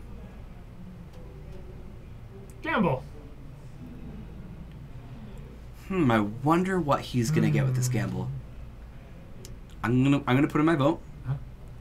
I think it's gonna be Life from the Loam. Garruk Wildspeaker. That's my guess again. That would look pretty good. Life of the Loam, also a reasonable Choice. Yeah. Yeah, So he I actually think so. doesn't have a heck of a lot of lands in his graveyard right now. Does No, but he also doesn't need them. He's got a Ghost Quarter that he would love to be using to get rid of this Sphere of Resistance plus Yeah. Loam plus Ghost Quarter. Take over the game pretty easily. Yeah. All right, so hit the Loam. Engine Online. Yes. Does Matt have a removal spell? A surgical extraction. Anything at all. Yeah, and just getting to dredge Loam every turn is like drawing 3 cards, right? So that's exactly what Lands wants to be doing. Right. It can accelerate the Dark Depths plan. It's silly how powerful it is what it is for this deck. It is somewhat silly. I'm a fan, though. I really like the land stack. Just such an interesting way to play Magic. Yeah, and when you sit down to play against it, you definitely think differently. Right? Yeah. You change the way you play dramatically.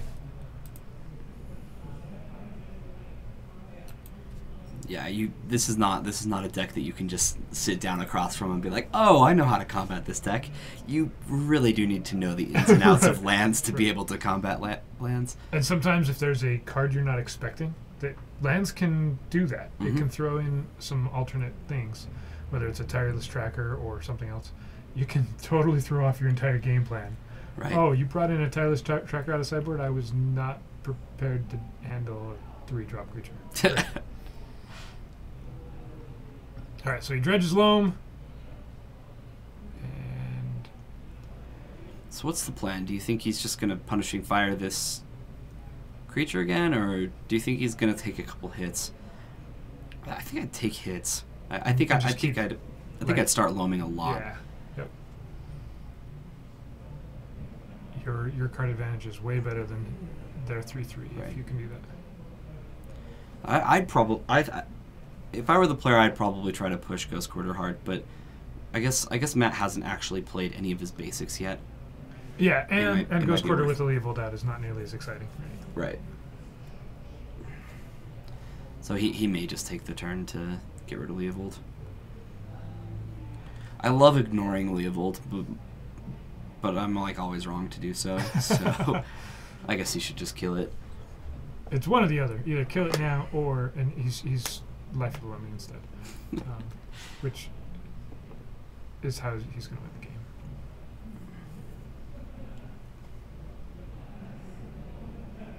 Oh, maybe he hasn't decided yet.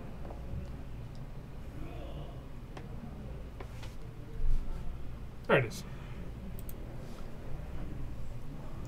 Yeah, I'm not really sure what the decision there was. Seems like casting alone was the only real thing he could do. Oh, this one. Ashes of the Abhorrent. Yes. 2-mana enchantment. Players can't cast spells from graveyards or activate abilities from cards in graveyards. And whenever a creature dies, you gain 1 life. So this is a Grafdigger's Cage, a white Grafdigger's Cage. Okay. You pay an extra mana, and whenever creatures die, you gain life. Right. And why would you rather have that over Rest in Peace? I think they're very similar. You can still have Delirium? I guess. Sure. If that's what you're after? Oh, it does say both players. That's really Yeah. interesting. It's a good card. I don't know if it would see. Rest in Discomfort. Yeah, rest in Alright, discomfort. so here he's going For to sure. use Barbarian Ring to get that final point of damage into Leovold.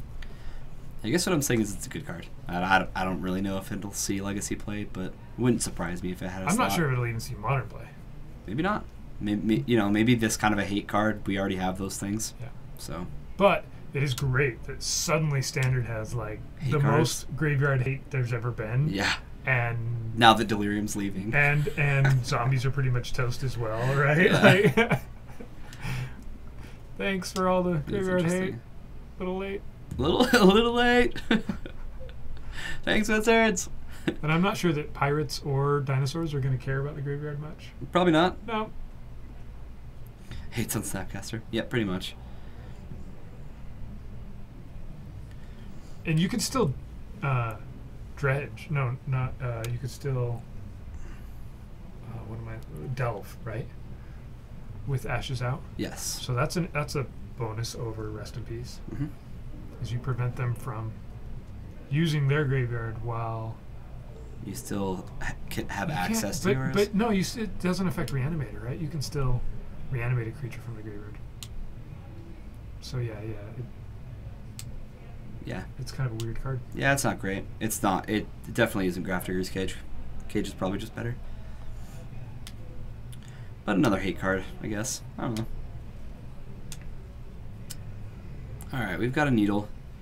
Now, I think this Needle's going to be on Punishing Fire, maybe?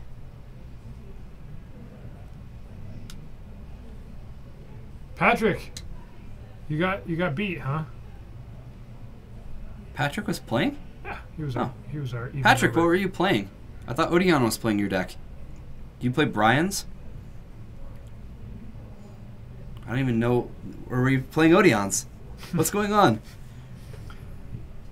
Now we get to start Ghost Quartering.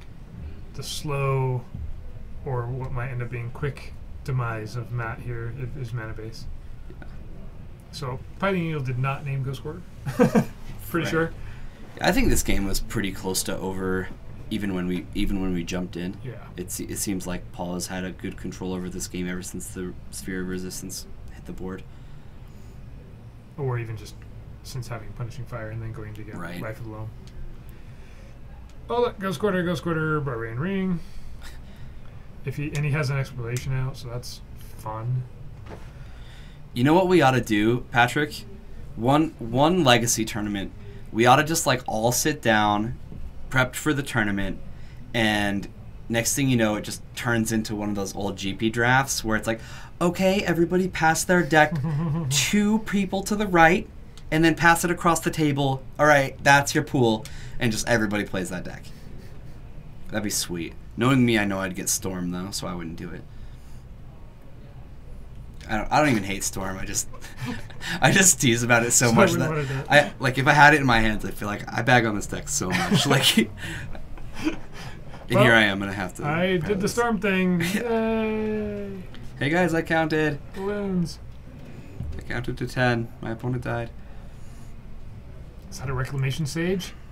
Maybe something's gonna happen. No, he's putting it away. He doesn't want it. New Jace and Doubling Season is... It is hilarious. It's a thing, right? Okay. Especially because you get a lot of tokens. You get very infinite quickly. Jaces and then infinite 2/2s. But you get them quicker than that. Because when you make 2 Jaces, you get more than that Jaces. 4 Because Jaces. it's Doubling Season. Yeah. Right. And then when you make a 2/2, you actually get 2 2/2s for Right. each one, right? But So they- you get they- infinite faster than normal. I don't think that ever mattered, but yes, you do faster. And all those Jaces come into play with Right, double right. loyalty, But and they can just keep ulting until you have. everybody that says this, every time it's like, no, you play with Jace Architect of Thought if you want to play Doubling Season. Like, there's no reason why you'd prefer having new Jace. It doesn't make sense. I'm pretty sure that everybody and their dog was like, Wizards, we don't need more Jaces. And Wizards was just like, you want more Jaces? This is what you. So we what would be can great give is you to more see- Jaces? Let's see the art file thing that they send artists with this Jace. It's going to be Jace, but make him look kind of meh, so that people already hate him. So you can just do whatever you want. And now he just like kind of looks stupid. Yeah, yeah. What would Jace look like with a sparkler in his hand, hanging from a ship rigging? Because that's With what the- we want to see. With just whales in the background. Yeah. Really large whales that probably don't even exist in this set. We haven't seen a single whale or Leviathan or serpent. or even a blue dinosaur yet. Yeah. The dinosaurs are all in like band Naya. colors, but Naya. but we that makes a lot of sense. It's his buddy that follows him around. Yeah. Maybe it's like we think it's a big Leviathan that's in the background. Maybe it's like a weird parrot that's hanging out on the deck of the ship. I never thought about having a whale as a parrot. Oh well, I don't know. But now we have a real winner. Yep, we do.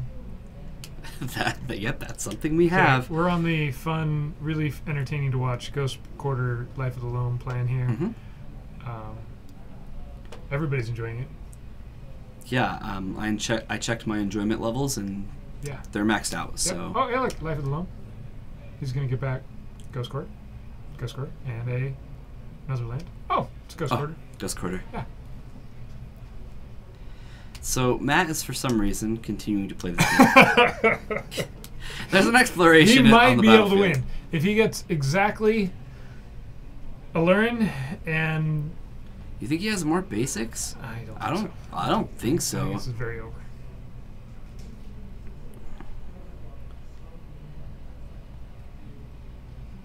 Okay, so here's a card I'm intrigued about. All right, let's see it. Hostage Taker. Costs 4. black, blue, Pirate. and 2 colors. It's Yes, it's a I pirate. love this card. Yes. Okay, let's so talk. It's a 2/3, and then of course when it enters the battlefield, it does stuff. You get to exile an artifact or creature until it leaves the battlefield, right? So it's just a fun. It's an Oblivion Ring effect. Yeah, 4 one creatures of and those guys, one of artifacts. those guys. But you can cast that card as long as it remains exiled, and you may spend mana of any color to cast it. Right. So you need to use the card before your opponent Kills your can taker. kill the taker. Yeah. So Really interesting it's card. kind of like Reflector Mage in a way, right? Because it's Kind of. it's the Oblivion Ring plus, Mhm. but it's the black blue version, and it's kind of like the black blue clone where you clone their dude and you get to kill their guy. It's just a little bit different timing because you remove their guy right away, and then if you have a little bit more mana or next turn you can cast their thing. I don't know about you, but I love casting my opponent's spells. I just find some sick enjoyment out of it. And this one's called Hostage Taker, which makes it Right. even better. So this is probably game 3. This is the last match of round 2. We're on round 2, which I never updated here. We jumped into this game Yeah, this is our backup match, Patrick. late, so yeah. We're not sure. We weren't sure what the exact score Yeah, count we don't was. even know who went first this game. This is actually very similar board state to what we saw when we first jumped in, like 15 minutes ago.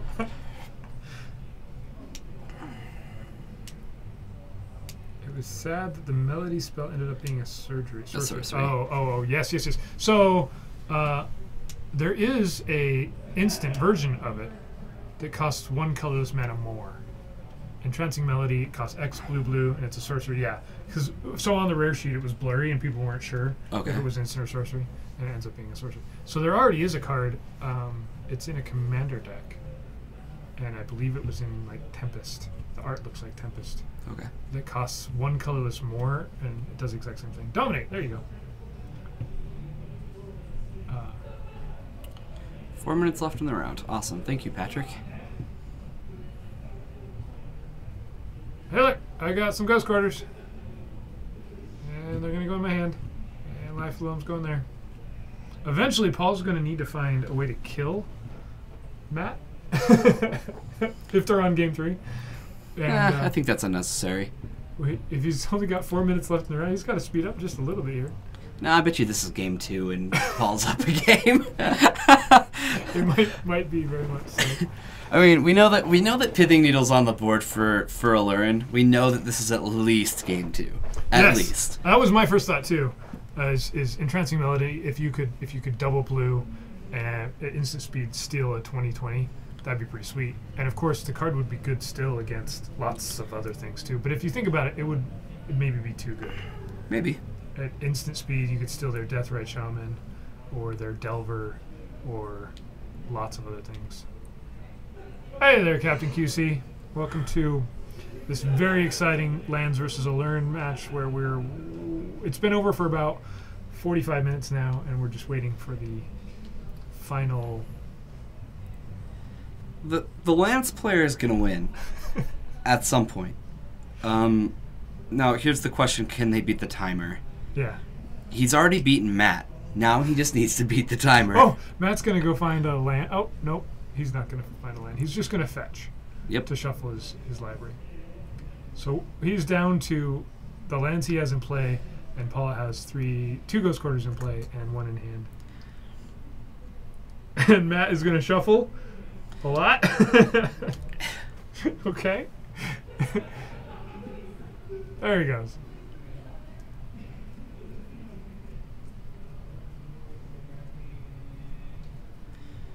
Oh, don't you just love that? Some people want that record more than a little bit of respect. I think if I know I'm dead, Yeah. it's not even like why even think about it? Just concede. Like, give your opponent the win. They won, right? Like Especially if there's like a pack on the line, right? whoop-de-doo. Yeah. Yeah, I had that situation Friday, except I was the one who was ahead. And I felt like given more time, I would have had it. Yeah. But it was like, well, you were the one, you were paired down against me, so you have it. I don't know that happened. I think it didn't matter if it was a draw or he ended up with the same prize. So. Okay. Hey, look, Ghost Quarters. Matt's down to no lands. He's gonna look through his library anyway, and maybe he's deciding here whether he's gonna scoop it up.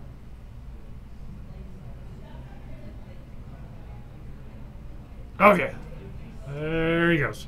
So there's the end of round 2. Paul takes that down either in 3 games or 2, and that's our last match. So we should have round 3 here pretty quick. Right.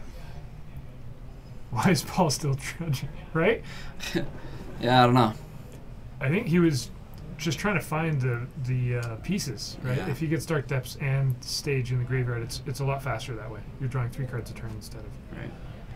Yeah, Captain QC. Whenever I think about that situation, I just try to put myself into my opponent's shoes. You know, like if I were this person, would it be nice if there was a concession, vice versa? Like, especially if you're the one who was playing a little slower or for right. whatever reason. I actually had something like that happen just a couple weeks ago. I was playing in a standard event, and my opponent, at the end of our round, we went to time, and there was no clear winner. I cannot tell you that I was going to win. I cannot tell you that he was going to win. Both of us still had cards in hand, ways to interact, everything. It was game 3, and we started, it went to time. We went through our 5 turns, and we started discussing who would concede to who. Because the way that the prize structure works, if you draw, you get nothing. So we'd rather have somebody get something. Right.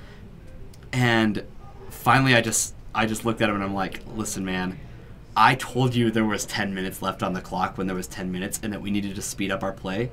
And in that time, you took 2 turns. You took like 4-minute turns. Yeah. Like, I would really appreciate the concession. And he's like, yeah, but I really feel like I can beat you. And I'm like, well, then why didn't you? Like, you had 4-minute turns. Yeah. And he did end up conceding to me, which was very, very nice. He's actually a friend of mine, so made a little bit of sense. It can be kind of awkward though when it can, because I feel bad. Want to. I don't feel good taking that win, but at the same time, like, well, I don't know. What other variable can you really say? Give out to decide to make that decision. It's hard.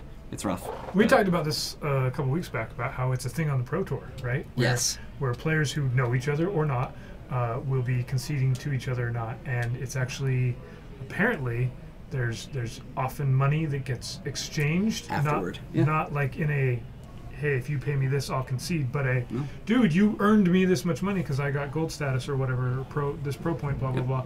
And so here, let me donate some money to you. It's almost like an unspoken deal. There was never a deal made, but you just kind of expect something later. But it's a known thing amongst all of the players that are on the Pro Tour. Yeah. And that it's kind of too bad that that's a part of the tournament thing. A little bit different than... than what we're talking about, but what we're talking about. Still. All right, so look at this. We gotta watch my deck. Play Against Storm. Play Against Storm? My actual worst matchup. You know what? Let's not watch this. Let's watch the other one. The other one is... I bribed someone once. It's okay if nobody finds out. I will give you whatever you want if I just have this win. That's silly. I will give you exactly 1 hand hug if you'll concede. Alright, so we've got Shay versus Jeff. So Storm versus Punishing Jund. I'm going to say Shay's going to take this one. We should probably look at our other match. You're just calling it already? Not that I'm completely pessimistic towards Jeff winning. He can win. I've beaten Storm before. I just first off, I don't like doing commentary on Storm because nothing goes on. Right. And second off, I don't think it's a good interactive match to watch.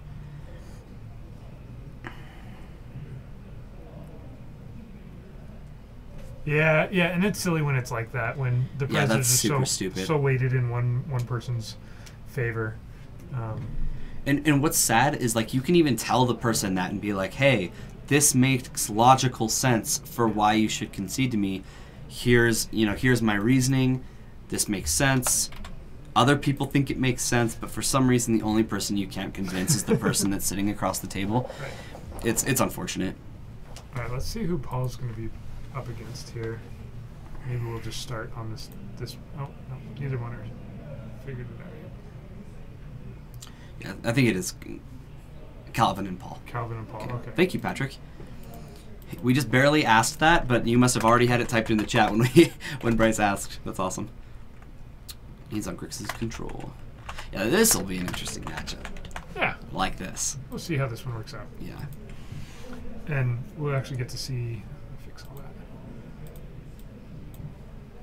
We'll actually get to see how the game materialized instead of jumping in at some point in some spot in the round. Right.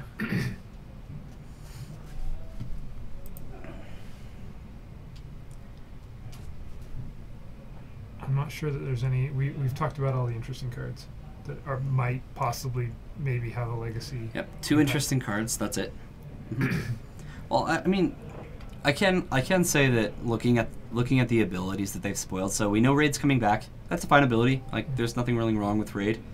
And then we've got Explore. Explore seems super mediocre, but hey, card advantage is card advantage. Expensive cards though.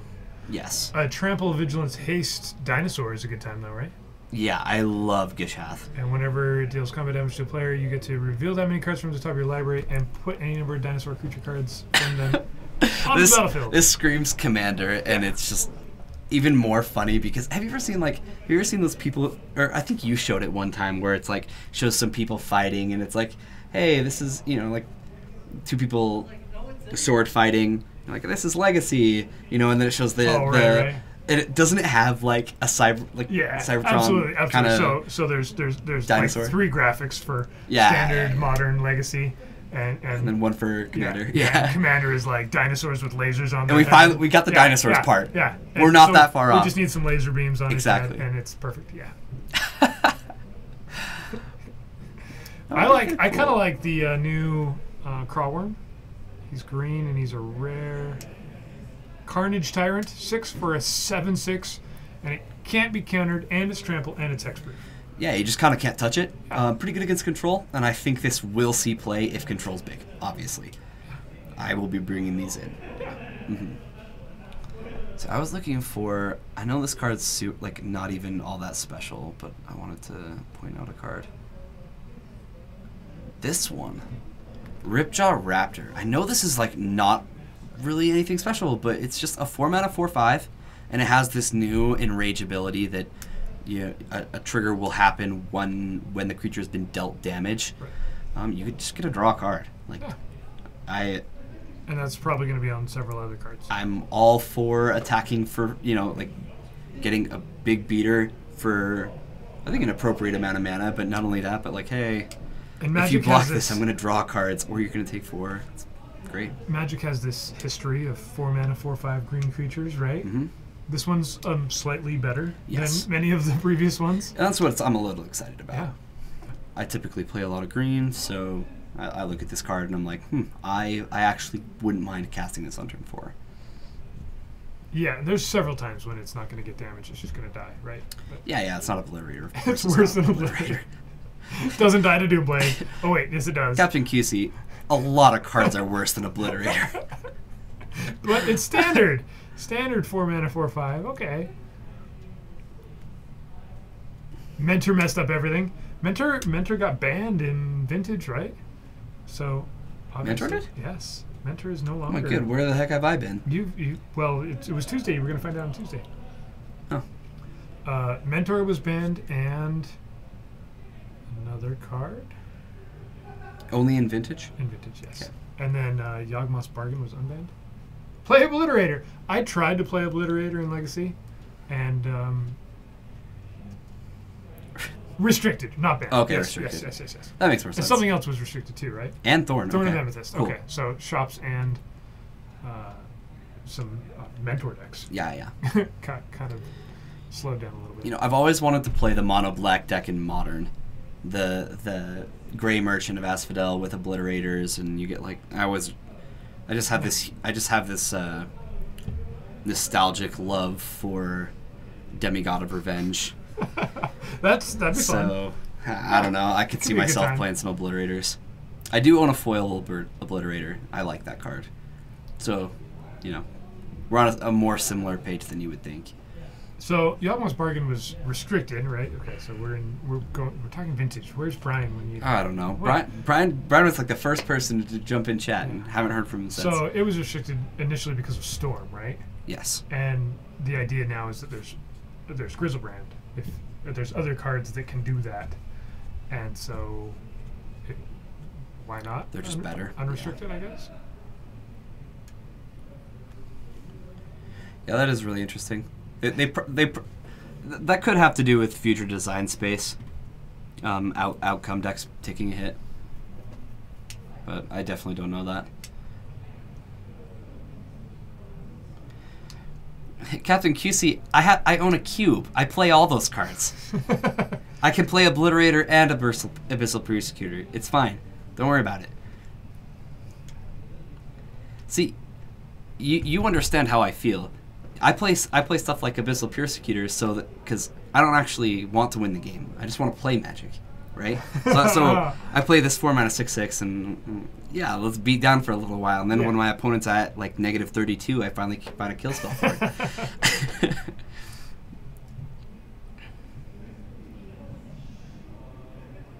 He gives you approval. Cool. All right. Okay. That's right then. All right. We've got a Mox Diamond in a forest versus an island. And we're trying to figure out how much life Calvin's at. There we go. Another probe. Down to 12.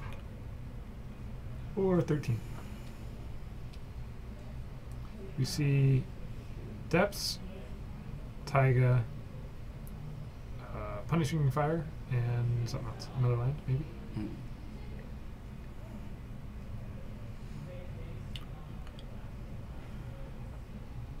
Playing big dumb black beaters.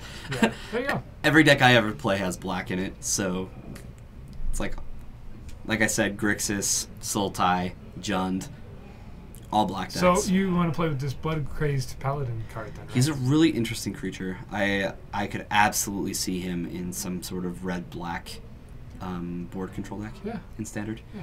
I don't know about Eternal formats. I'd have to explore that. You see what explore that option.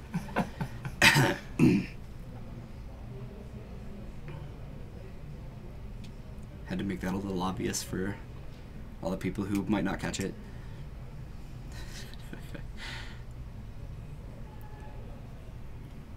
But hey, we got mono white vampires and we have mono green merfolk now. Super weird. What was the other thing that made treasure? There's a couple of cards.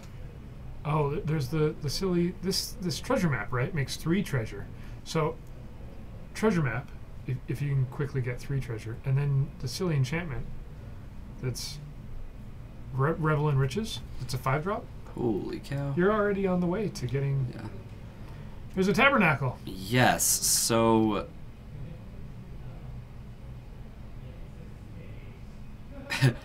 he's going, yeah, so you need to pay for this. At your upkeep, that's your trigger. Yeah, it's kind of weird the way tabernacle works that way, right? It is. The creature actually gets the upkeep cost on it, so it's Calvin owns the trigger, and it's his fault if he doesn't remember it. Yeah, that puts a lot of pressure on him to remember.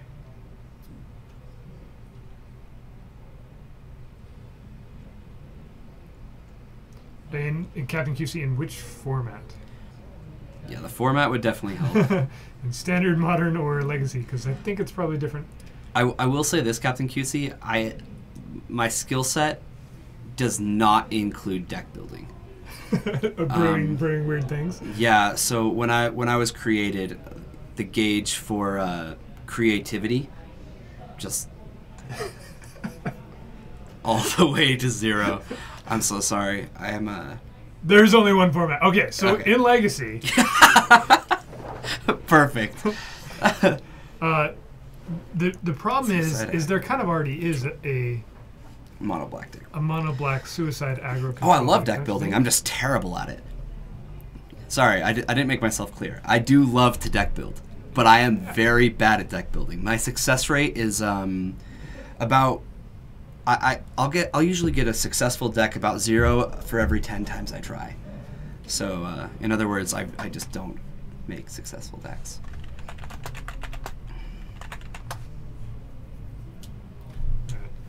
But I have messed with a mono black deck a little bit in Legacy. It's probably not the type of thing that you're trying to brew with, but it's smallpox. Yeah, exactly. So that's where I always think of going is For mono black. do you play smallpox, and if you're playing smallpox, then what else are you doing? Yeah, you know what? I've played this smallpox deck. I think I only played it once here, and I went like 2-1 with it. But the deck was awesome. Like, it has some weaknesses. Like, it's definitely not as consistent as a lot of other Legacy decks, but I really enjoyed it. So the gate, I'm not actually familiar with that name. Is it simply because you have Gatekeeper? Is that where the name is coming from? I'm not sure. I'm not sure. This list I quickly pulled up might not be the exact list you guys are talking about. Looks like both of our matches are mulliganing, and Paul took that, right? Yeah. Or I didn't see actually, it I think Calvin did. Did Calvin get it? Yeah, because he just had a 5-5. He was just It beat was down with enough, a 5-5. yeah, okay. Yeah.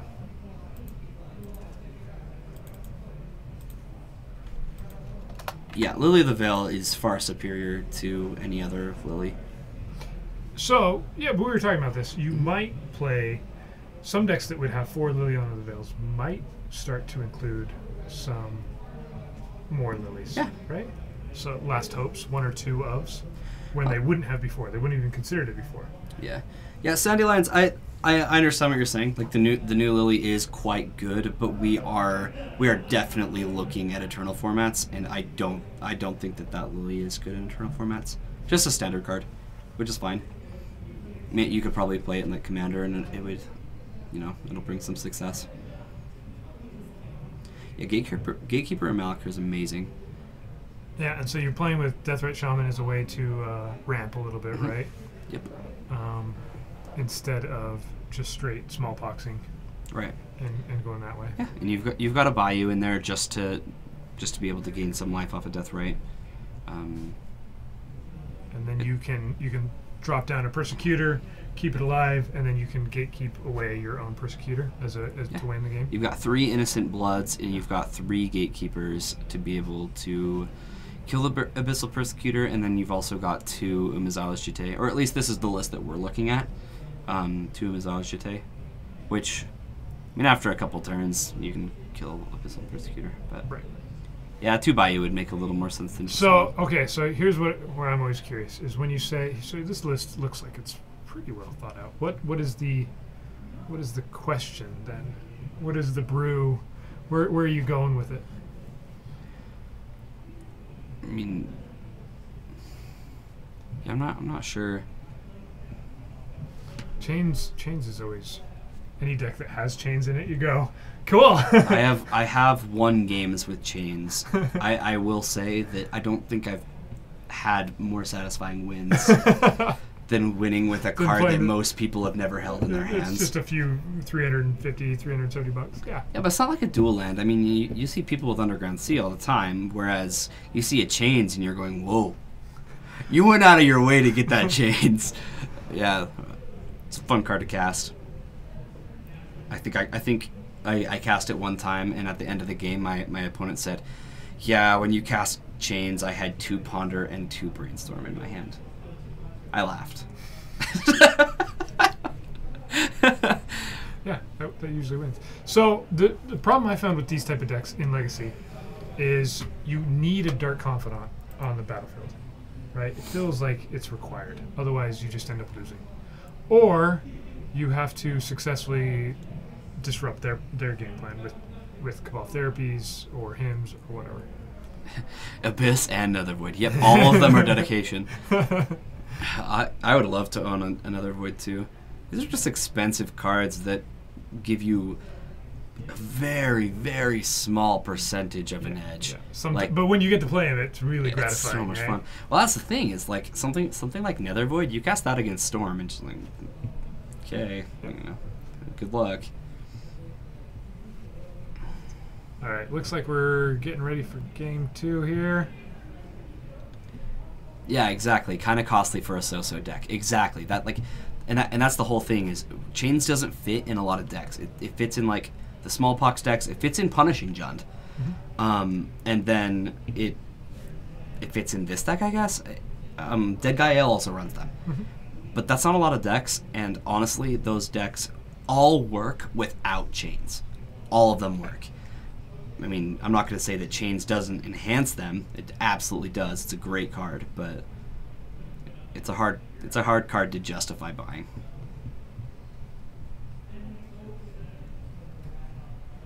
All right, Paul's going to start us off here with an exploration. Excellent. And says go. Looks like he's got a Crucible of the Worlds in hand. So he's going to have fun this game. It works when it wants to. I'm pretty sure you could say that about most decks. Some decks work. Some decks don't work. But my deck, it works when it wants. Nice. All right, Calvin has the answer in the basic island here. He actually gets to play a game of Magic for at least a few turns against that wasteland. He might be running 2 island and 1 swamp. That's what I would assume. I don't think most decks like to run a basic mountain. Which is unfortunate. It seems like Calvin has a lot of red that he wants to be casting. Yeah. Having a basic mountain would be good. But yeah, I'm kind of not expecting it. Oh, we got a basic swamp.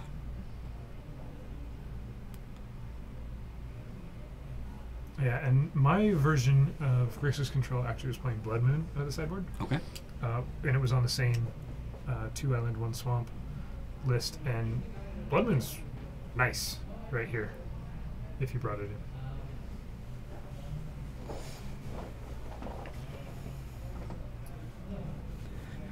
All right, we've got a therapy.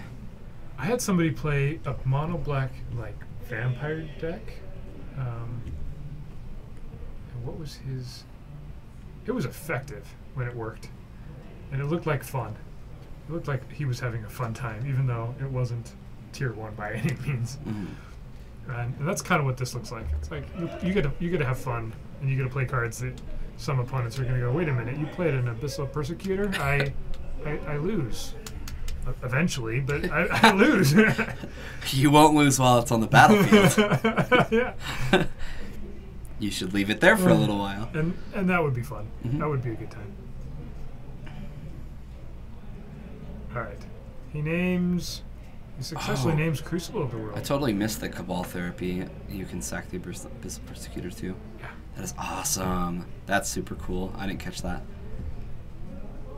So Calvin just blind named Crucible of the World. He did not know that was there. He hasn't, unlike the last round where he just played got 3 it? Gitaxian Probes, he just named it there. That's a really weird card to name too. Yeah, to know it's there. Huh. I think you have to have Deathrite Shaman in this mono black deck we're talking about. Throw chat this link so they can take a look at it. I don't know if this is the list. Yeah, you Captain guys are talking QC. about. So we're gonna post a link, but I'm not sure if this is exactly what you're talking about. But this is what we looked up and just found real quick. I'm sure that the list you're running or messing with has some different numbers, or it's just entirely different. So, and I think that this one it's a lot like the Dead Guy Ill deck, right? Yeah, just kind of minus white. You're minusing Stoneforge Mystic, and swords and white cards, right? White sideboard cards, and that deck can work, but it also can just stall. Nighthawk is the old list. So this might be Makes sense. That's yeah. the only card I looked at in this deck, and I was like, I think you could do better than that. Yeah, Aetherborn is strong. Yeah. 2-drop.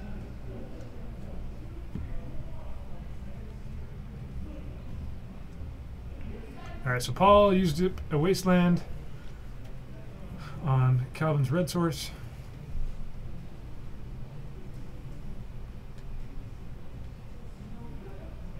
Yeah, and the flying in Vampire Nighthawk often isn't relevant. It is against Delver occasionally and stuff like that, but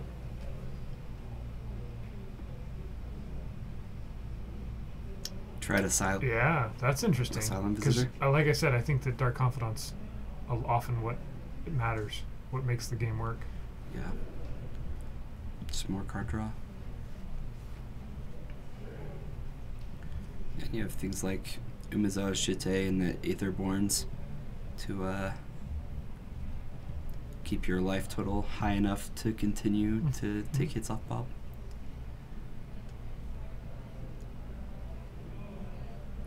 I wonder if you could squeeze in this new black card in here at all.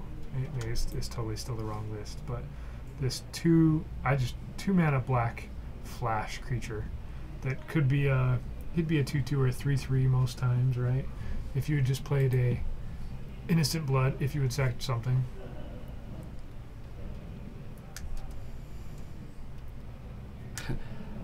I can.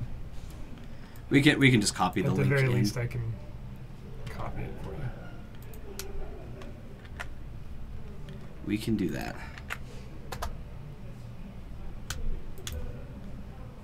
Because I can't do it from here. I'm not sure how to permit people.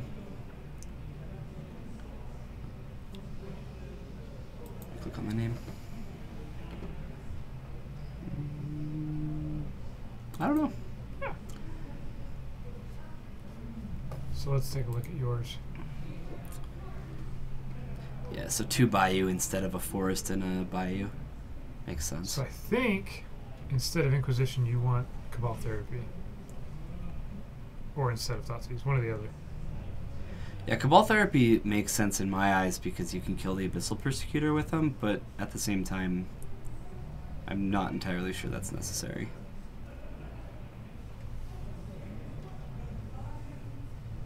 Yeah, I like this list more. Definitely. I don't know how you play 2 Liliana the Veil, though. One time I played 3, and it felt so wrong. I don't know how you play 2. It'd be like feel more So wrong. like you should be playing 5, is what you're saying? I mean, I probably would if I was allowed. Stupid wizards won't even let me play 5 of them. This is their fault. So, and 3 Innocent Bloods and 4 Fatal Pushes, that's quite a bit. I'm not sure.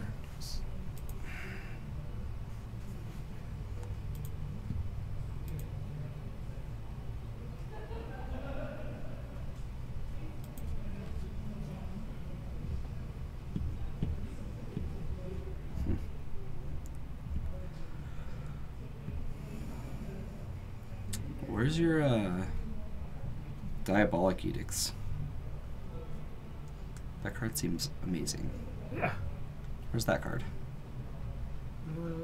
Innocent Blood already does it, right? Well, Instant Blood does do it, but it's instant speed. Like, the instant speed matters Yeah. when it comes to the depths. We play against And lands a lot. it just kind of kills everything anyway. So I've found Diabolic Edict to be like very main boardable, and then you think it's main boardable, and then you sit down at your round 1 against Storm, and you go, well, Well, yeah. should have left these on the board. Yeah.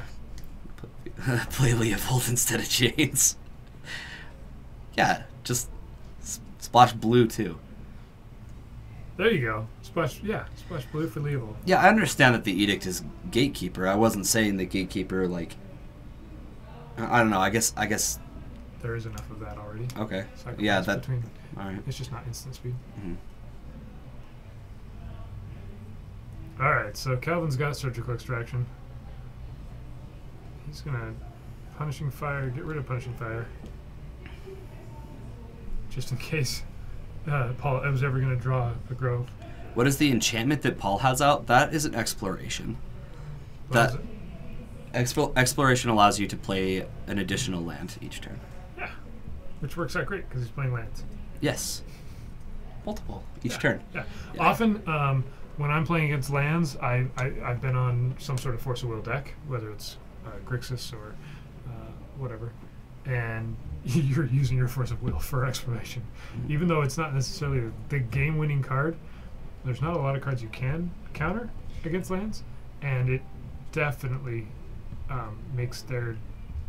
I've seen lands go like practically turn 1 2020 because of exploration. Yeah. Paul has killed me on turn 2. Yeah. Well, I guess he didn't kill me, but I scooped up my cards, Right. so Oh, I died. Yeah.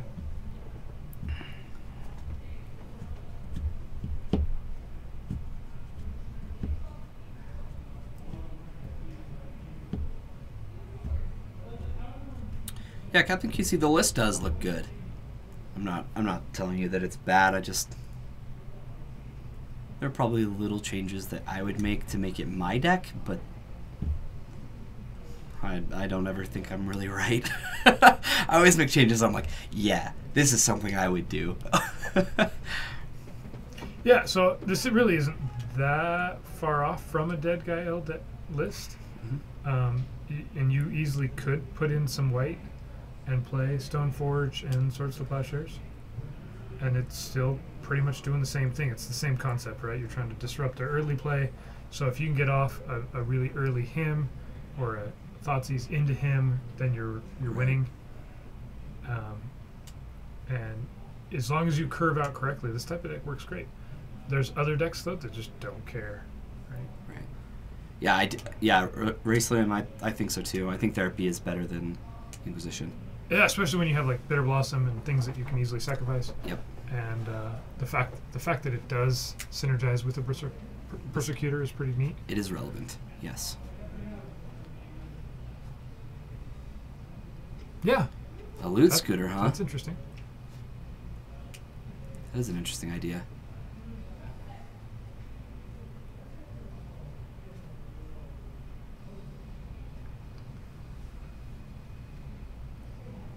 We've got some young pyromancing again. Yeah, it looks like he could take the game away as well. He's not very far away from finishing this He's one. surgically extracted away the Punching Fires, which was the out. Yep. All right, so Paul gets a gamble here. If he goes and gets a Life of the Loam, ooh, it's going to get... Invasive Surgery. Wow. So we've got surgical extraction and invasive surgery, which means Calvin wants to be a dentist. That's what that means. He doesn't look much like a dentist, but... Wait a minute. He doesn't look... We're seeing him... all we see is his hands. That's all I know what what Calvin looks like. I don't live in this dark room. Jeez. Yeah, a smuggler's copter is interesting, actually. I kind of like that idea. Might be better than some of the Aetherborns. Yeah, maybe. Seems definitely strong with Bitter Blossom. Yeah. And often Dark Confidant isn't attacking. Right, exactly. Gatekeeper can come down, make them sacrifice something, and then you can crew it up. Seems great. I also wonder if you want any Moxes in a deck like this. Do you want to be playing Chrome Mox or Mox Diamond just to accelerate yourself a little bit? Let's see what's going on. Thanks. Thank you. I tried. Yeah, I saw you get stolen. I was just like, got 2 on the box. Great, thanks. Yeah, I'll talk to you after. All right. Paul's going to throw some cards over to that exile zone. Looks like Dark Depths is getting surgically extracted. Well, guess what I was given? Your deck back. That's good. Yep. Jeff looks at me and he goes, I tried. And I go, yeah, saw you playing against Storm. And he goes, what can you do? Couldn't make it happen. But hey, 2-1. That's good. You think Liliana's the most probable cut, huh? Sometimes Liliana just wins games. I love Liliana, but I don't think that she's the best card for this deck. It does... when you curve out well, though, when you can go turn 1 Thoughtseize, turn 2 him, turn 3 Liliana, whoosh, right?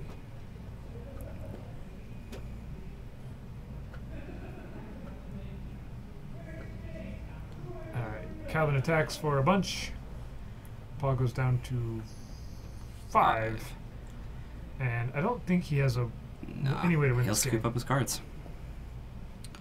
So, we mentioned this at the start of the stream, so sorry if this disappoints some other people, but we had a really, really low player count today. We had 10 people, and with that said, we only had 3 rounds. Yeah. I know, I'm just as disappointed as you are. All I really wanted to do was just sit here and talk to myself in front of this camera for the next hour, but instead, we're going to finish up this Tuesday. This is the first time I think we've had just 3 rounds on a Tuesday in quite a while. I can't even remember one. This is the first time for me. So I'm pretty sure we have a promotion going on, I think next week, right? Is it next week? Yeah, or is it 2 weeks? It is. I can't remember. Oh, geez. Does it start the 10th, or when does it begin? It does. It starts the Okay. 10th. It's Okay. the week of the 11th. So what's going on is Paragon City Games, our 1-year anniversary is coming up on September 10th, and we've decided to do some awesome promotions for that week. Some really interesting tournaments coming up. We'll be notified more about it as it comes up, and I'm sure that since we stream 3 times a week, that we'll be informing everybody of all the tournaments that we're going to be doing. But it's going to be awesome. We have things planned every single day, and that's the plan. So yeah.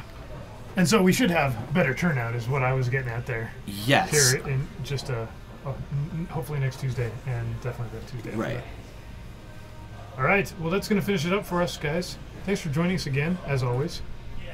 And yeah, happy 1-year anniversary to Paragon City, right?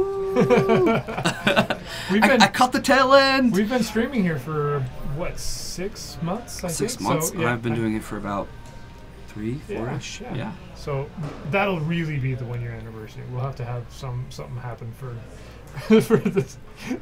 I'll have to try 1-year and figure out anniversary when for a streaming Brandon crew. Actually started this thing going. But yeah, Kyrie and I will be back here next Tuesday. We will. And we'll see you guys then. Awesome. All right. Later, guys.